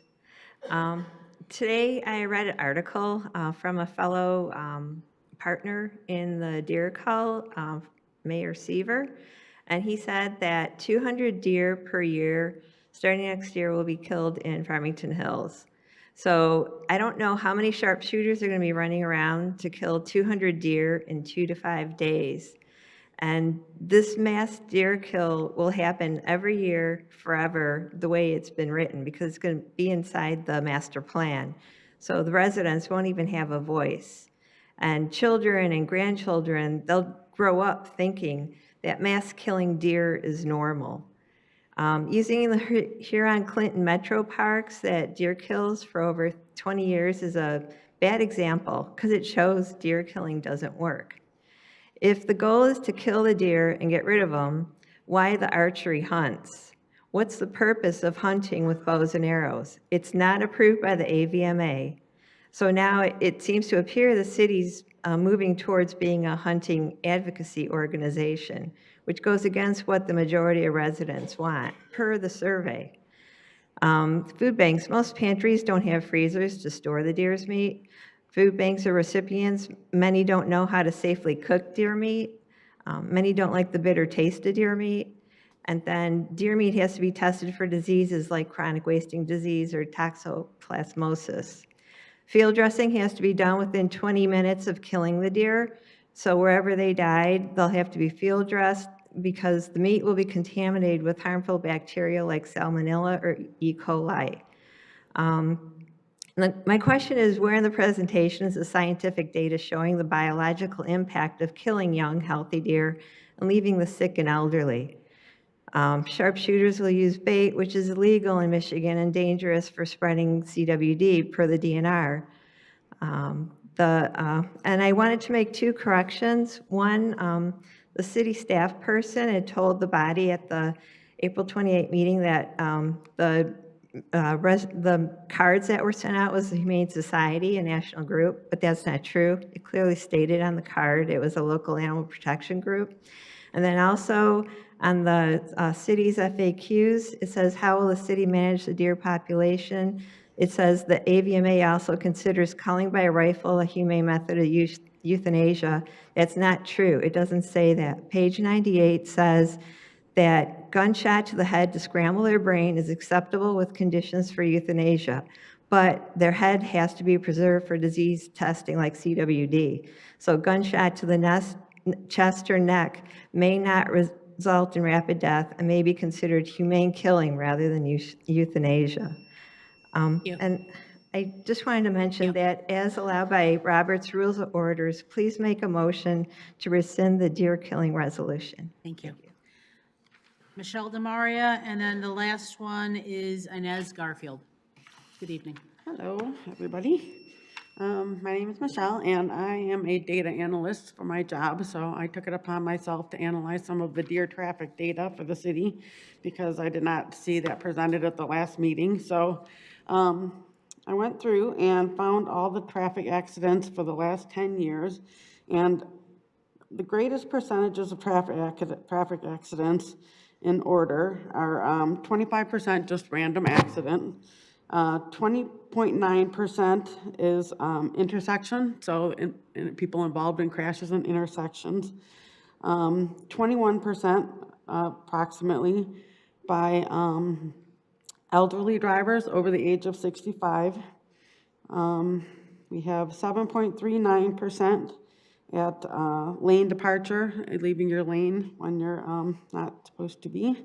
And we have 6.29% as younger drivers under the age of 20. So of the top 80% of the most frequent crashes, deer do not even fall into that as one of the top options. It was quoted in the last meeting that there were about 1,000 accidents or 1,100 accidents over the last 10 years involving deer.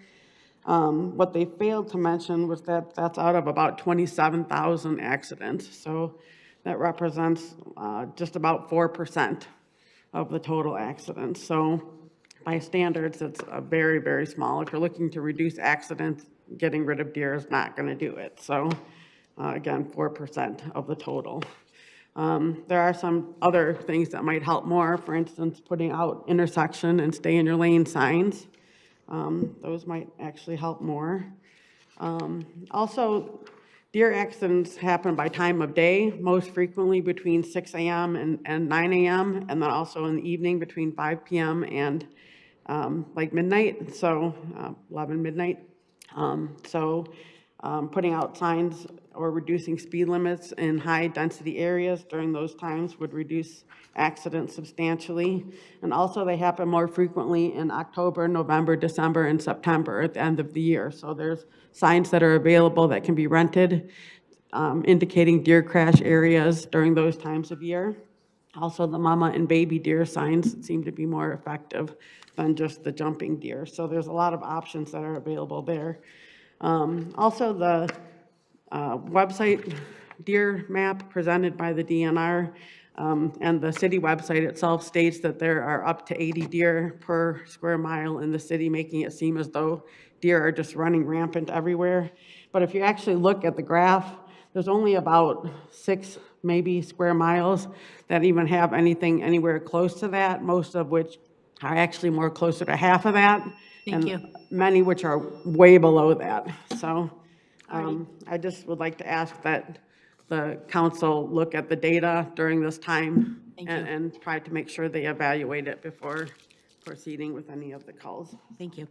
Inez Garfield, please.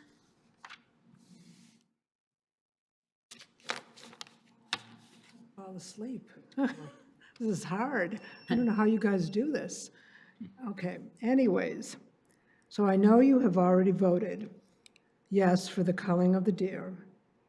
And I'm imploring you, if we present a non-lethal solution like other cities have done, and it's been proven to be effective, you would like listen and take it under consideration and just maybe revoke your decision. And also, I was thinking about this when we did the Pledge of Allegiance and we did liberty and justice for all. Doesn't that count for the deer as well? It's for all.